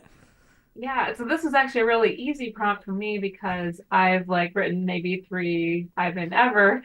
Excellent. And learned what it was from you 3 months ago. So Yay. But so I wrote 4 this week. But the one I'm going to read is courtesy of Carla Schwartz, who said, I think she might have made this up. She called it a golden shove it, where you take a word and then you use the syllables of that word, like a long word, as the end lines of the main part. Great. Interesting. Yeah. Oh. Okay, so this one is called Restoration. The skiff slips to its rest, the rower shipping his weathered oar. On the water, athwart the gunwale, one ray, the shadow, blown away with the setting sun. Old paint cracks, webs of song in common tongue. Yeah, that's very cool. The golden shove it. I really love fascinating. Old Restoration. paint cracking as an image, and that's really cool. Wow. You only started writing them a few months ago. That's awesome. Wow. Well, they're fun. Yeah, they are. All right. Well, thanks, Rachel. Great to see you. Thanks for sharing that. I felt like I was talking about an illicit drug when I was like, yeah, it is. Get too excited. All right. Okay. Next, let's go to Christiana Doucette. Hello. Hi. Hey, Christiana. Great to see you. Poem over here. I was on a writing retreat this week, so I had lots of time to work on this poem. And so great. I made it kind of extra complicated, I think. Whoa, Wow, this looks this is pretty interesting. Okay, I'm excited for this. So I have 2 haiku, and then I'm calling this like a make your own way poem. But you should be able to read it multiple ways. So I'll just read one of those. And I have an opening haiku and a closing haiku. The opening, the title is Trapped in the Phantom's Mirror Maze. Blown glass, choker masking his delight. Blown glass choker, masking his delight. Inside the maze of mirrors, every pane reflects the myriad angles back again. The prison's toying with his brain. Against hard glass, a breeze, gentle but brisk. He makes a careful choice of ways, but bangs split images one might fall through and hang. He whirls and breaks the mirrors with his fist. The wall, a dirge along his way, persists. He must follow the draft that shifts the mist. Trouble keeping score, reaching for the double bar. The air is different here. Wow, well, that's fascinating, and you really took Kat Lehman's inspiration to heart with that. That is, yeah. I hope she's watching. She would be impressed. Yeah, wow, that is really cool. It's like a poem maze. That's exciting. Yeah. I started out with 5 by 5, and then I narrowed it down till I got it to the tightest I could get it. I felt like. Wow. Yeah, well, but I wanted I wanted the shape of it to match the story, and so it had to be something about a maze. And then, there was another piece. Oh, each box has the same number of syllables in it. Oh, wow. Wow. Well, that is definitely a form you invented. I can't wait to see someone else take up that challenge. Yeah, That's how interesting. cool. Wow, really Wait, neat. what are you calling it, though? I called it like a make your own way poem. Well, I don't know. I just was talking to Lester Graves Lennon, who he invented a form, and then he called it the Lennon lyric. Yeah. And I actually interviewed him for Rattle just because I kept getting these poems that were Lennon lyrics. Like, literally, I was like, who is this Lennon guy who's writing these lyrics to other people? So, I asked him about it, and he said, it's good branding. It was. And So I need to name it something with Christiana. yeah, there you go. Exactly. That's what I was getting to. Yeah. So keep that in mind. Yeah. All right. Well, thanks, Christiana. Thanks. Thank you. That was Trapped in the Phantom Mirror's Maze by Christiana Doucette. I love where everyone's going with this. I know, This is a lot of super surprises, cool. Everyone twists, and decided to push turns. themselves. It's A lot of great. people on the lines tonight, too. Let's go to Yeah. Hemet Malik next. Thank you. Hi. Hi. Hey, Hemet, great to see you. You too. Thank you. Okay, mine is only different for me because I haven't braided them before. Okay, one small step. When I leapt from pregnant to parent, my chute didn't open. I plummeted from queen of the universe, bowl of humanity, holder of life, to scrounger for small plastics under tables, assessor of poop, outlaw from sleep. Open day. I peered up from the bog to see champion mothers with flawless spawn, jogging on beaches in size 6, prepping meals for the week, hydrating with green juices, and arranging linens in shabby chic armoires on the sycamore tree. While I wondered how I'd shower that day, practiced triple slow motion withdrawal from quasi-sleeping combatants, and forgot the outside world. The soles on my stilettos perished. Blouses and skirts were shoved into suitcases away from my eyes-lowered form, and I began my illicit affair with carbs. Empty fortune cookie. I am hugging the kettle 20 years later, coils of steam kissing my face, the warmth stroking with just enough there, through my robe. It's 11:10 p.m., and I'm ignoring the petulance from the cat that's been fed twice tonight and thinks I'm in the kitchen again for him. I walk back to my room without making the tea, holding the ease in at my chest. Winter fire inside the house, the last chocolate. Yeah, love that. And then so we have the other haiku, open day on the sycamore tree, empty fortune cookie hidden in there. Yeah. Wow. Yeah. Well, that's cool. So the braid form that we talked about a lot, and then he did a braid plus traditional, I'd say, huh? Yeah. Yep. How did you feel about doing the braid in there, not having worked in that way Yeah. before?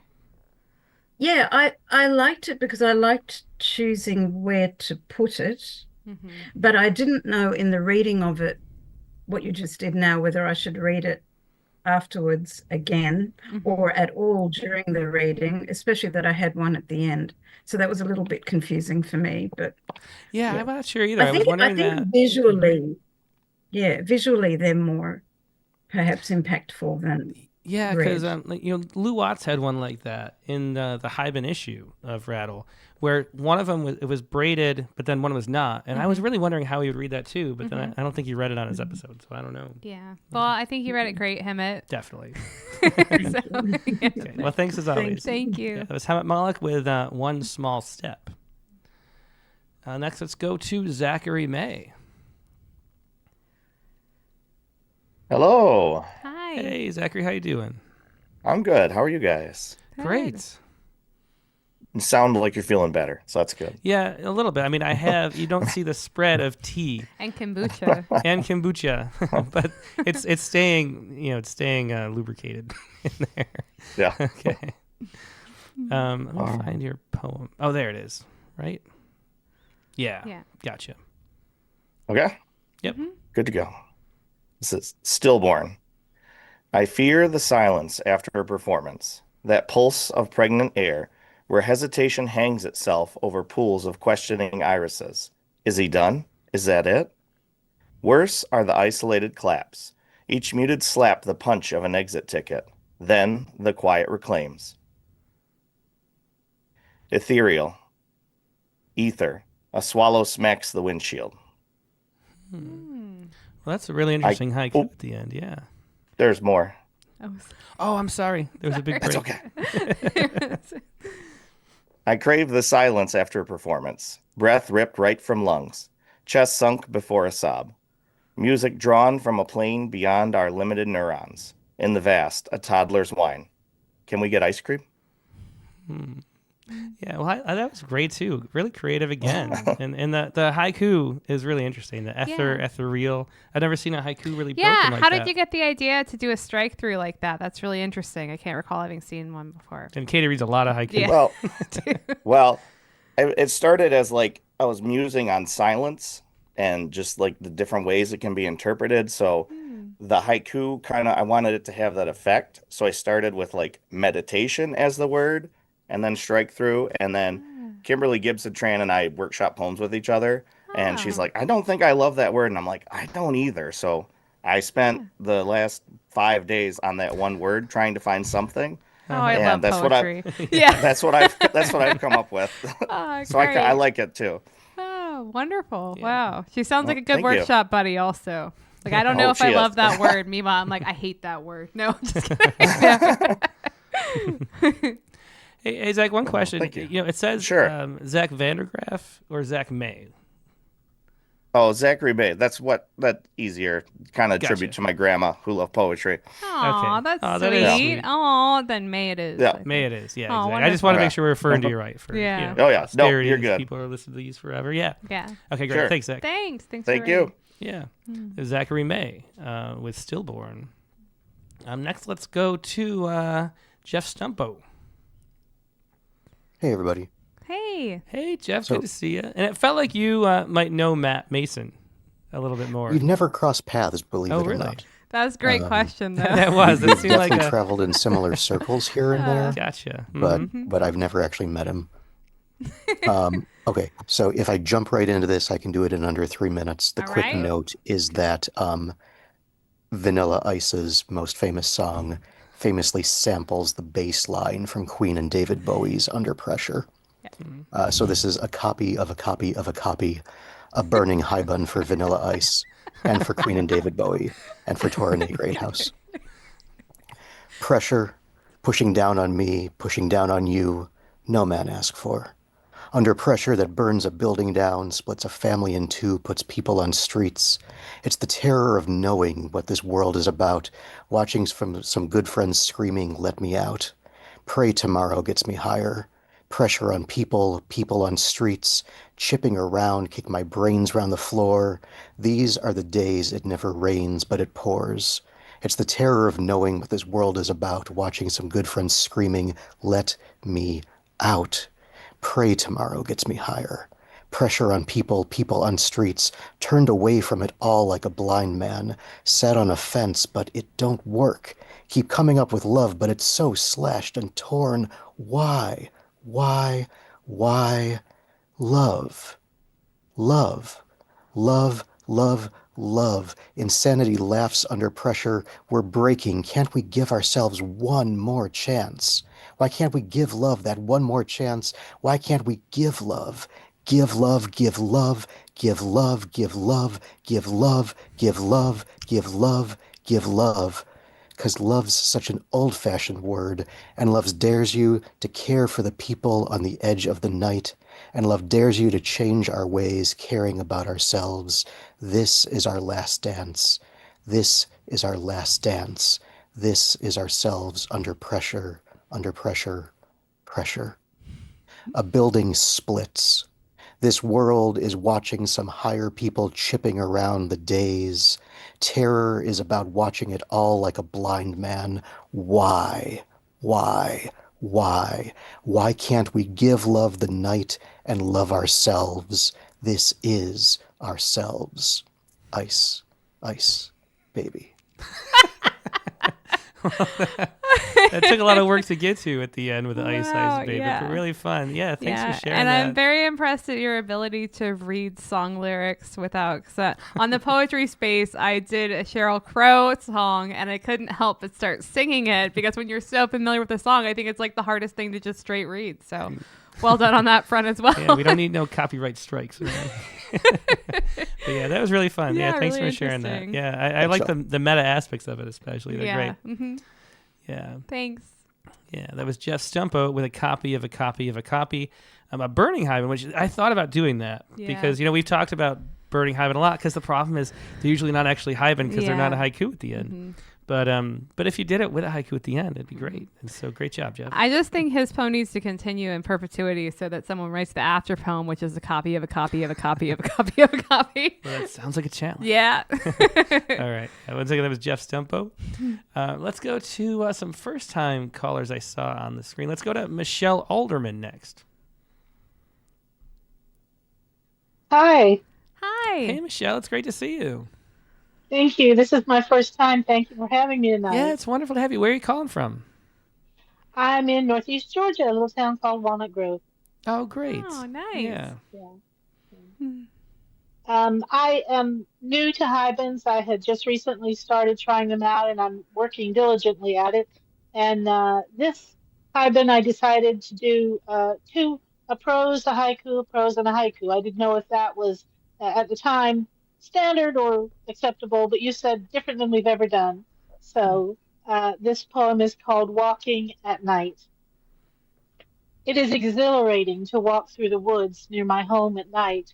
When the moon is full, light falls through the trees like gentle rain, bathing you in a soft awareness of the darkness ahead and the exhaled scent of damp earth beneath your feet. Ahead, the trees thicken and gather closer together where the path narrows and ends. The stillness of the night embraces you, but fear remains aloof. Moonlight through leaves, scent of earth underfoot, darkness where the path ends. But on the beach, 2 hours from here, moonlight spills like scattered diamonds along the shore, sparkling as it shifts between the grains of wet sand. Above the great expanse of heaven, stars never seen in the city dance in the unending deep azure of night, while towering waves in the offshore distance move toward the water's edge, arriving in a whisper as gentle ripples upon the shore. Stars dance above, wet sand sparkles underfoot, whisper of waves in darkness. Yeah, wonderful. So glad to get to read your first haibun. Did you enjoy the process? Are you going to write more, Michelle? I really did. I tend to be very wordy in my poems, and I think haibun might work for me, a section of prose and then cut down to a tight haiku. I'm doing a lot of reading on the process now and hope to improve. I realize that the one I just read isn't quite what it could be. As far as the rules, wonderfully detailed. Yeah, I really enjoyed it. Yeah, wonderful. I'm so glad. I think we have another haibuneer among us with Michelle. She's into it too. That's great. Yeah, well, thank you, folks. Thank you very much. Thanks, Michelle. Yeah, thanks. Hope you come back again soon. Thank you, love. Yeah, that was Michelle Alderman with Walking at Night. Does make me want to go on the beach at night. Yeah. Yeah. Let's go to, I believe, another first-time caller, Drea. Hello. Hi. Hey, Drea. I've never written a haibun before, and I don't even know if this counts. It's kind of long. Oh, it's great. Yeah. Why don't you jump right in? Haibun, but not really, for Reuben. The morning of the call, I refuse to mourn, chattering the worst things into the wind. I always think the worst things first, hierarchies of grief, who I'd rather have gotten the call about. But there's a blackness in me that there are people still reading, but I got to read. Hello? Oh, okay, continue. Sorry. Who I'd rather have gotten the call about. There's a blackness in me that surfaces to meet blackness on the darkest days. But I remember dawn cutting through the damp gray and that the air was cool. It couldn't have been, though. 6 a.m. in Florida in August. It just couldn't have been. I ate salmon salad for breakfast. It materialized on the coffee table and I erupted into the bowl. I didn't realize I was crying until 10 seconds in. It didn't feel like any kind of emotion. It was just weather. My body stormed. This was the last time I ate or cried that week. I remember my mother pleading. Suddenly I was her mother. How can this be, Andrea? She asked with the smallest voice from the largest canyon. I remember my other brother choking on my guilt, attempting the unnatural, abominable, universal act of comforting his eldest. We were all close, Andrea. I remember my sister, ever the mirror. Okay, she said. I can't get a hold of Marcus. You should probably drive there. I'll keep calling. Her voice still stoic. Okay. My cousin gathering our family under the warm quilt of saudade.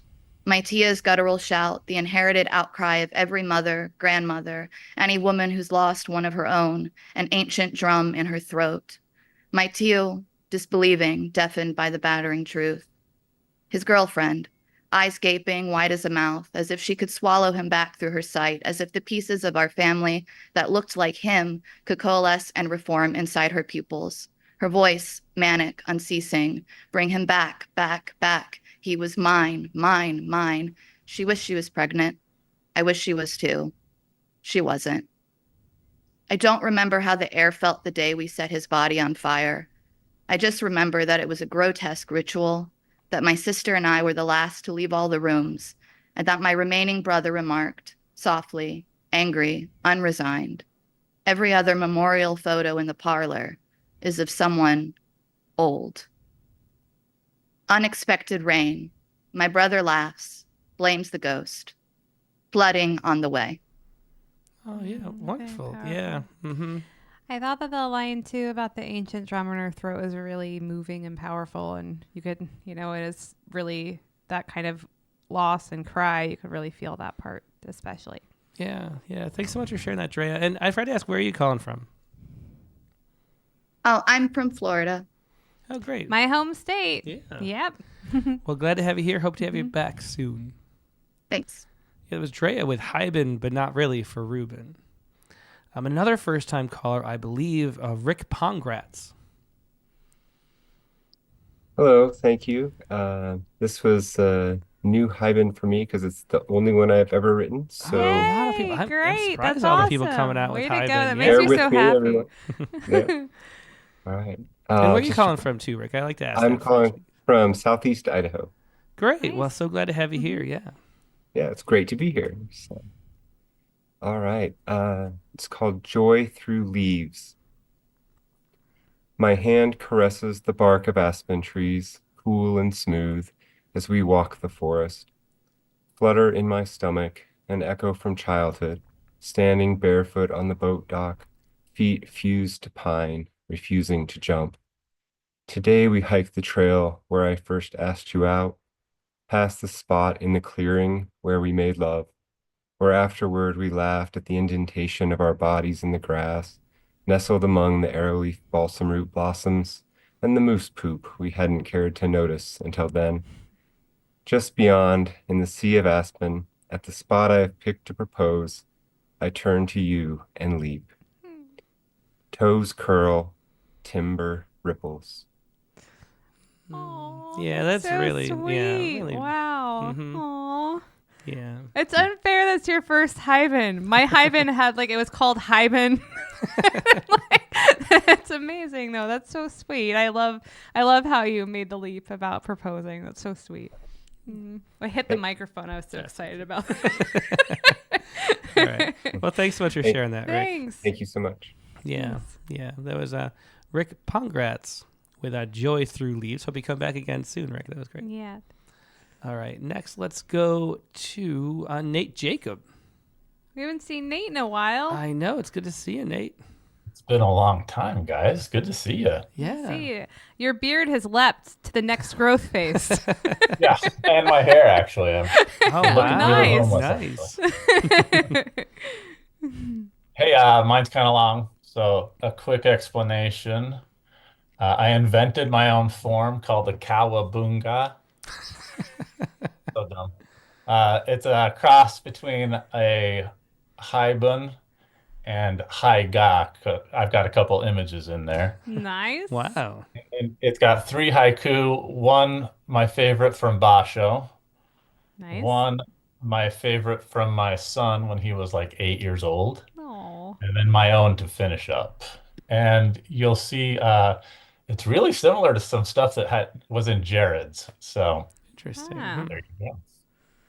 Great minds. It's titled Avoiding the Double Header. Clouds come from time to time and bring to men a chance to rest from looking at the moon. Basho. Yesterday, like so many days before yesterday, the evening sky smoothed from western yellow to an eastern black, pricked and pinholed and spreading and reaching into a deepening eternal past I am less and less comfortable contemplating. I want to forget about the night sky, want absolute silence without the vacuum of space asserting itself. Want the moon to be new, to stay new until I am good and ready to write poetry about it. I am not ready. I want darkness, but let the weight of it be more comforter than smotherer. I want clouds when I want clouds, and lately I want clouds all the time, everywhere. I want to believe the word cumulonimbus belongs in a poem, really belongs, that cirrostratus could have been my child's name, and that somewhere is hiding a cloud type that is yet to be named, perhaps a poisonous one, obviously in Australia. I want clouds to match the curtains. I want monochromatic overcast skies day and night, mostly day, and I want to imagine that what falls from them are the stars they are hiding from my fixed stare. I want to rage at the weather that comes with the clouds. I want so badly. I want to lie down in the rising runoff, prune-handed and red with the cold. I want every last piece, and I want you. I want only you. The rain is cool, and it feels so nice on my face, so I go inside. Childhood's dreams still have me standing at home plate. 2-2, 2 out, 2 on, 2 strikes. Cy Young himself looming from the mound, always throwing a spitter 110 miles an hour. And I swing at his third offering, eyes closed, toes in the air, the only sound on earth, the knock of birch meeting slick horsehide. And all the billions of humans exhale at once, a moonshot, and I awake panting, bouncing, the fog of fever always keeping me in the batter's box, safe at the plate, never rounding the bases, never a rainout. Home, where you start, where you end. Oh, wow. People are so creative today. Hitting it out of the park, Nate Jacob. Yeah, you are. Wow. Yeah, that was really great. So many great details. And your son's haiku is so sweet. Isn't that the best? My son wrote that when he was about 8 years old, and I just can't. I keep going back to it for inspiration because it's so perfect. Oh, Yeah, that's so that sweet. Well, is. so many great lines in there, Nate, and it didn't feel long, even though it, was long. So well done on Pretty that long. front too. Good job. Thanks a lot. Thanks. Yeah, that was Nate Jacob with Awaiting the Doubleheader, history's first Cowabunga. Yeah, Bunga. and let's just pause for this historic moment. It also, is, yeah. Thank you. Thanks, Okay, Nate. great to see you, Nate. Good to All see right. you guys. Next, we'll go to Amanda Harris. All right. So this was a really, really fun prompt for me because it just led me in all sorts of places. Oh, great. All right. Yeah. So I'm gonna, I guess, start. Icarus myth. Icarus, stuck in fire, grits his teeth to show Zeus what manhood does to the strange and innocent. Zeus, having never seen that kind of teeth before, throws a spark at Icarus that liquidates the cement surrounding the pool. Such grandiosity should not belong to the dead. But here we are, thinking things that are not allowed to be put into words. Icarus wept. Satan, having no other choice, threw himself. Water grows. Lava finds chaos in itself. But what, if anything, do we think of the dead? Oh, really interesting. I love the Yeah. prose section, especially, Amanda. Thanks for sharing And that. here we are thinking things that are not allowed to be put into words is great. Yeah. Thank Thanks, you. Amanda. Yeah, thanks as always. Thank Yeah. you. There's Amanda Harris with a Icarus myth. Quick as always, too. Saving up time for I other love the people. energy so much. I know. Just Yeah. jumping out of the gate. Okay. Yeah. Let's go to Chelsea McClellan next. Hello. Hi, Chelsea. Chelsea, good to see you. Good to see you too. Mine's longer than usual, so I'll jump right in. My leap is between the prose and the haiku. I shift narrators, and also, although it's not exactly how I think of it myself, a lot of people think of faith as a leap. So it's called Letters to My Friend on the Cusp of Belief, with replies. The longer I walk through these woods as they're falling asleep, the more shades of green I can find. And I wish you were here to see it yourself, since no letter I write can explain it, and no picture's as good as your eyes. Mosquitoes bite at night, the simple pray for blood.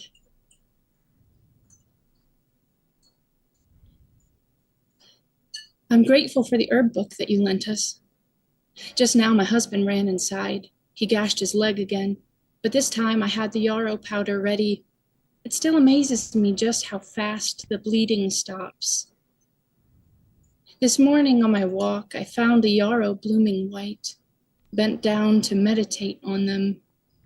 You looked at me, standing up to a face full of apple tree, stumbling around. But it hit me, staring at the apples, sickly twisting leaves, how much healthier the yarrow grows, and on its own. Unlabeled plants, forgotten by the planter.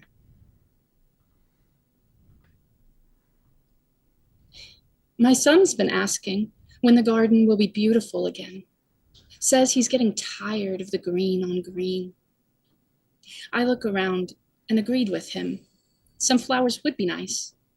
But then I saw the coneflower stalks shooting up, and then the blanket flower buds on the verge of tearing open, and I could see the scarlet, the purple. He said he wants to pick bouquets, that soon isn't today. And I reminded myself, he's only 3 and not the gardener. Rotten eggs that never hatch. Yeah, well, great haiku to close it out. And I love the replies and the back and forth Yeah. of the voice. Yeah, that's really a neat place to take that, Yeah, Chelsea. it really is. Yeah. Thanks. Good to see you. Yeah, Bye. Thank you. Yeah, everyone's being so creative this I week. know. man. It's really Something- inspiring. The problem is now I just want to go write more hype. Maybe Hyben set in Disney World. Yeah. Let's go next to Dick Westheimer. Hey all. Hey, Dick, great to see you.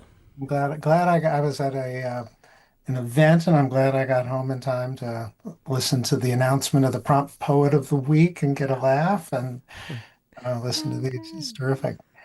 So I have a question, Tim. You can answer it some other time. But you talked about a YouTube strike the same week that you were talking about fair use, and that's a really interesting topic that we didn't quite get into. That's true on the poetry space. We didn't. Yeah, talk we'll have about... to do another for the current age one. On the poetry spaces, we just did 2 episodes on fair use and copyright.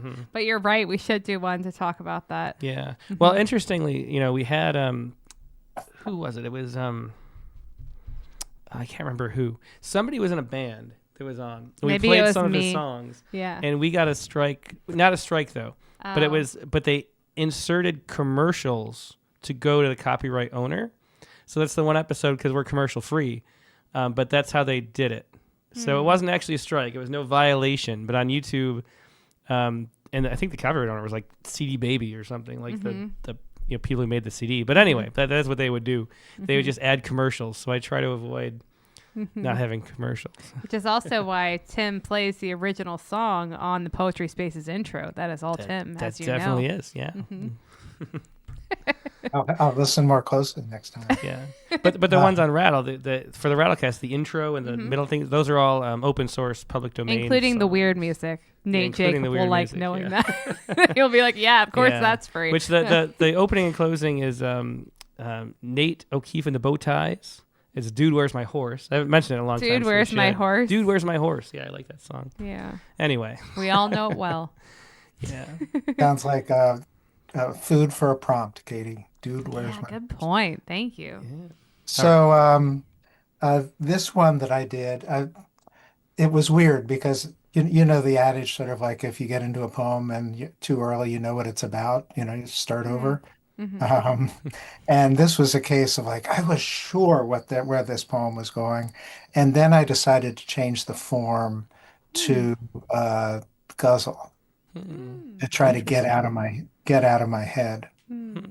Because the poem was starting to like enter that, I forget which side it is, the master or the emissary. The left, yeah, too much left. Too much left. Too much left, and I had to sort of add some challenges to it. So this is Carla called it a geisen. I call it a heisel or a geisel. Because it is, and I'm not sure if it works. I think that the beauty of a guzzle is hearing that repetition and interrupting it with the haiku. I'm not sure if I've invented something that will ever be written again. Except for Well, it's a cool experiment. I can't wait to hear it. Yeah, okay. It's called Strawberry Harvest on a Saturday Morning in June. It always starts with morning sex. Spring bees bleary from sleep, nibbling anthers, holding tight to the buzz, now freed from sleep. Honeybee, worshiping one small bloom. The shake, the pollen falling into the open-mouthed blossom. The sun rises late. The window shade rustles its theory of sleep. Always aware, the fruiting flowers. Just lie there naked under the thin sheet, its touch skin smooth. Be sure to look under every leaf, hiding something so sweet from sleep. The taste, what remains on the tongue. One so ripe and no longer fit for eating. Another green-tipped and not ready to pick. And this one, love red, near me, still asleep. The bite taken from what you long for. And yes, I am still talking about strawberries. Dick, on his hands and knees, in the bed, gently draws each from the stem, lush, syrupy from sleep. For 45 years, picking berries, a metaphor. Yeah, that was great. I really like the form. I think it's really neat. Yeah, too. I mean, it gives it more of a rhythm, with going back and continually going back to the guzzle. I think it's really interesting. And I also have to say, I was really hoping somebody would incorporate a form and a haibun. That's what I was thinking, like when I started to think, and then I came up with what I came up with. But I think that was really neat. And I love that you have so much to say about strawberries also, Dick. I have so much to that's say wonderful. about What a wonderful thing to have so much to say about. strawberries, and it's not a metaphor for anything. No. No, definitely not. Thank you all. Bye-bye. Thank you. Thanks, Vic. Yeah, that was Dick Westheimer once again with a geisel, Strawberry Harvest on a Saturday morning in June. All right, next up, let's go to Laura Berg. Hello. Hi. Hey, Laura, great to see you. Yes, thank you too. It's very delightful to be here tonight and hear everybody. I hadn't written these before, and I was trying to do a little bit of research, and I found the most delightful thing, which is this beginner introductory video about haiku that goes to one Japanese town where their haiku is on the mailboxes and on the storefronts, and the old people are sitting on the benches writing haiku, and it's really fun. So I just posted it if anyone would like to see it because it's Great. charming. I want to see it. That sounds Yeah. amazing. I want to go to Japan so badly. Yeah. Let me read.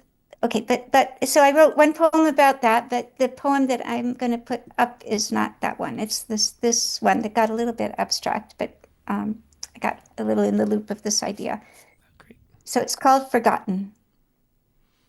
History can't remember things. It's an abstraction. Love doesn't fix things. We love, remember, forget, which brings me to today. I dug up ostrich ferns for a neighbor and killed daylilies, threw them in the mulch.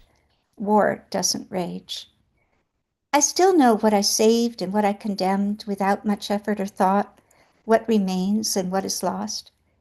I know, too, if I visit here years in the future, my garden will be gone, a high-rise in its place beside the new light rail train, my godlike days forgotten, even the dew paved over.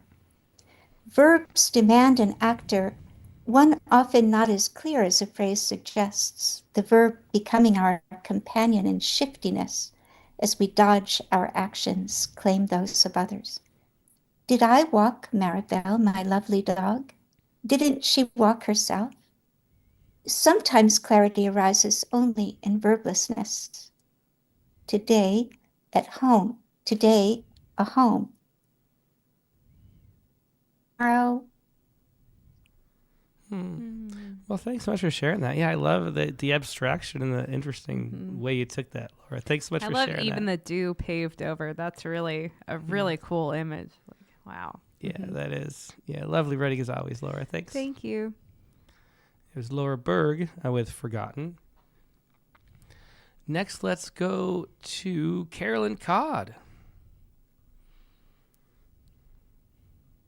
Hello. Hi, Carolyn. Yeah, great to see you. Yeah. I've been kind of out of it since I had bronchitis earlier. It took me a long time to recover, and then I got plantar fasciitis in my foot and haven't been able to get around much and out of. I'm sorry to hear that, but glad you're back. Yeah, glad you're back. Mm-hmm. So the thing is, I never wrote a haibun before, and I wrote it last week, actually, before I knew about the prompt. Oh, really? Wow. So obviously different than that one I ever wrote before. And also, within the poem, there isn't any leap, but the leap is from the 23rd Psalm to the poem. So, it's called Shepherding. The shepherd's out there with his flock. He's a good shepherd. He knows his sheep and they know him. It's a very large flock made up of young and old and at times ewes with their lambs. They're natural herders, but sometimes become very spread out. Many older can't quite keep up, and a few just plain go off on their own for a while, for reasons only they know. The shepherd cares about each one of his sheep, but it's difficult to manage this large flock alone. Fortunately, he has with him two great helpers, black and white sheepdogs, one named Goodness, the other Mercy. They're very observant of the sheep and finally tuned into the voice of the shepherd when he calls out, "You run over there, you run on the other side, stop, sit down, go chase after that stray." They're especially helpful when moving the flock from one pasture to a new one, a new greener one. The shepherd eagerly lets the dogs know how much he appreciates their help.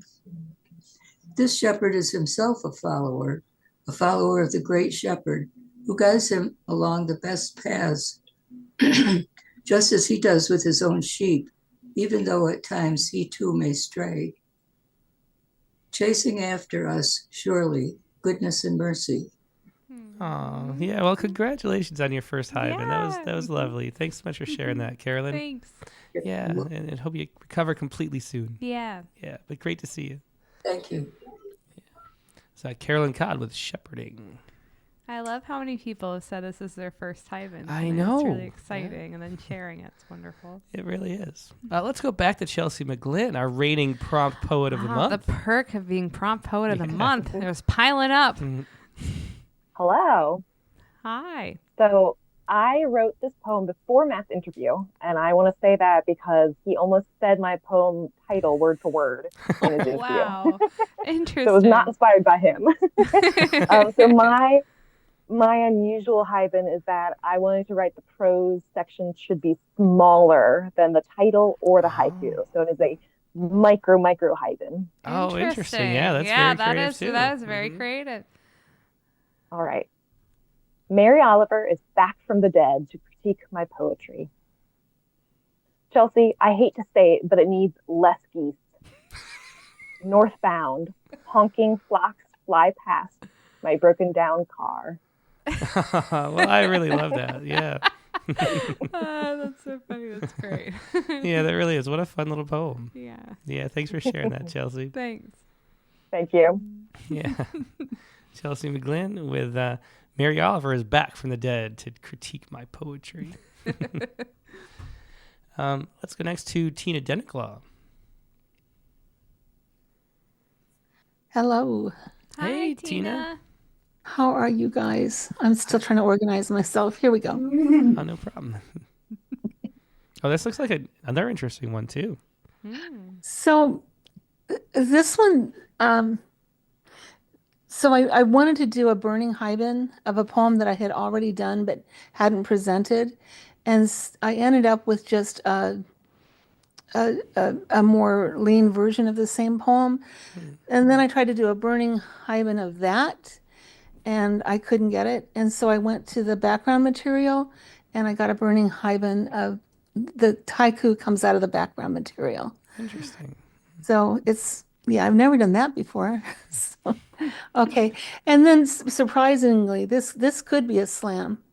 I did almost all of my, up till I was a junior in high school, I lived in Nebraska. So, yeah, it was interesting. I really enjoyed the interview. Yeah. All right. I didn't practice as a slam though. So we'll see. Okay. In a small Nebraska border town, no leaf, ghost dog, standing soldier. These children's names I knew.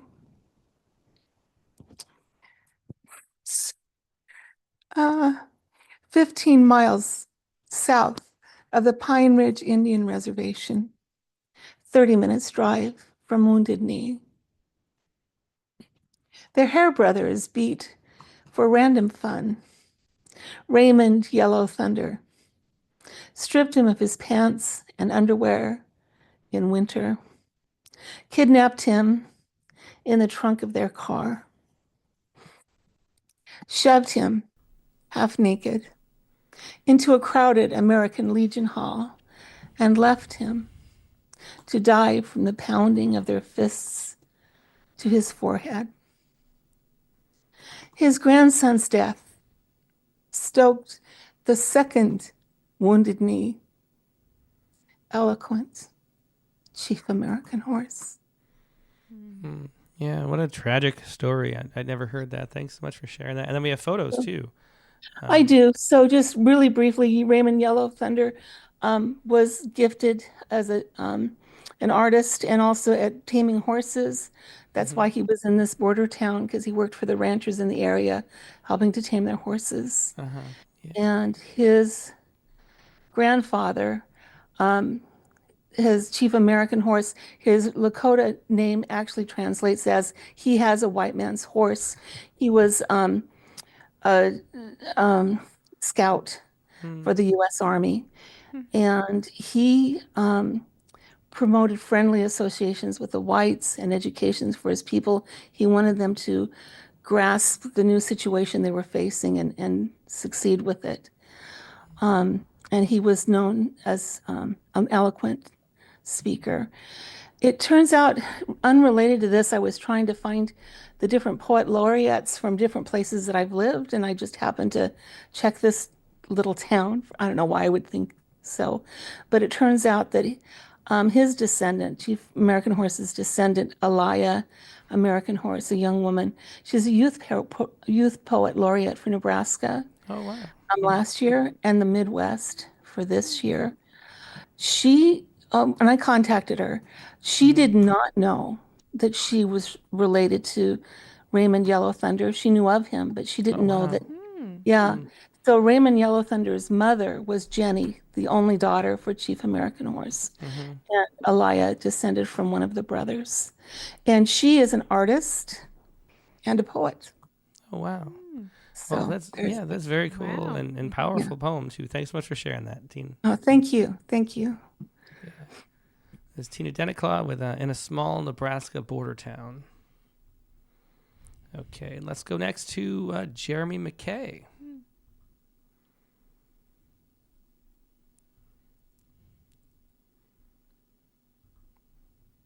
Hi, Tim. Hi, Katie. Hey, Hi. Jeremy. Great to see you. Good. Now I know you can hear me. Yeah.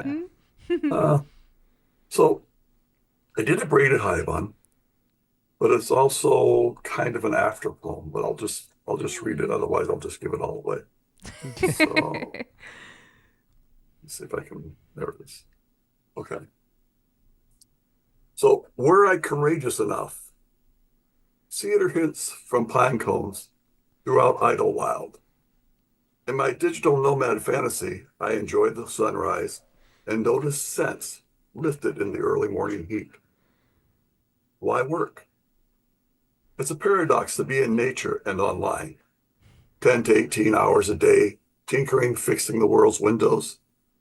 A memory of Larkin's poem, Toads, returns uninvited. Acorns fall. Are digital nomads toads who do not recognize something significantly toad-like squats in them? When 9 comes, I'll huddle over the keyboard, skipping lunch as easily as I hit the spacebar. Squirrels eat. For now, I greet the sunrise from my writing table and wonder how many sick days I have left. Yeah, well, that was great. I love the braided nature of that. It works really well. Yeah, I like the haiku a lot too. I think it's neat. Yeah. Why work? Acorns fall, squirrels. Yeah, thanks so much for sharing that, Thanks. Jeremy. Thanks. Yeah, it was Jeremy McKay with Were I Courageous Enough? All right, and next up, let's go to Nancy Tennell. Hi there. Hey, Nancy, great to see you, and thanks for your patience. Yeah, thank Getting you. toward Oh, the that's end. all right. I wrote a burning haibun, but I did not follow Torrin Greathouse template for that exactly. She wants prose, an erasure, and then another erasure to reveal the haiku. And I skipped the second erasure. And also her version of burning haibun involved the inner landscape, she says, some trauma inflicted, within you. And I made it a literal natural landscape, but there is trauma inspired by the Canadian wildfires. And this is called Blessing After the Fire. Today, particulates from wildfires dance. They swirl in the air in Manitoba, a polluted swarm from reckless flames. They sabotage breath, coat everything with grit. Along the charred, smoking earth, the flames travel fast. Their fiery tongues chant, Dies irae, dies illa, day of wrath, dreadful day. Heaven and earth in ashes lay. People run, seeking shelter. Death attempts to encircle, trap them. Geese in early migration frantically fly, moving southward, their singed feathers molting, falling. Oh, Canadian mountains and forests, oh, cold, pristine waters. May your air be filled with freshness. May your earth be bright and joyous.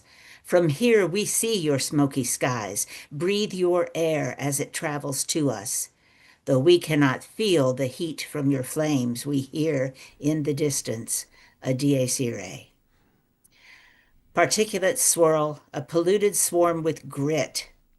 Flames travel fast, fiery tongues chant, Dies irae, day of wrath, heaven and earth in ashes. People run, geese fly south, singed feathers falling, oh, mountains, oh, Pristine waters, may your air be filled with freshness, your earth be bright and joyous. We see your smoky air, it travels to us. Though we cannot feel the heat, we hear a diacere.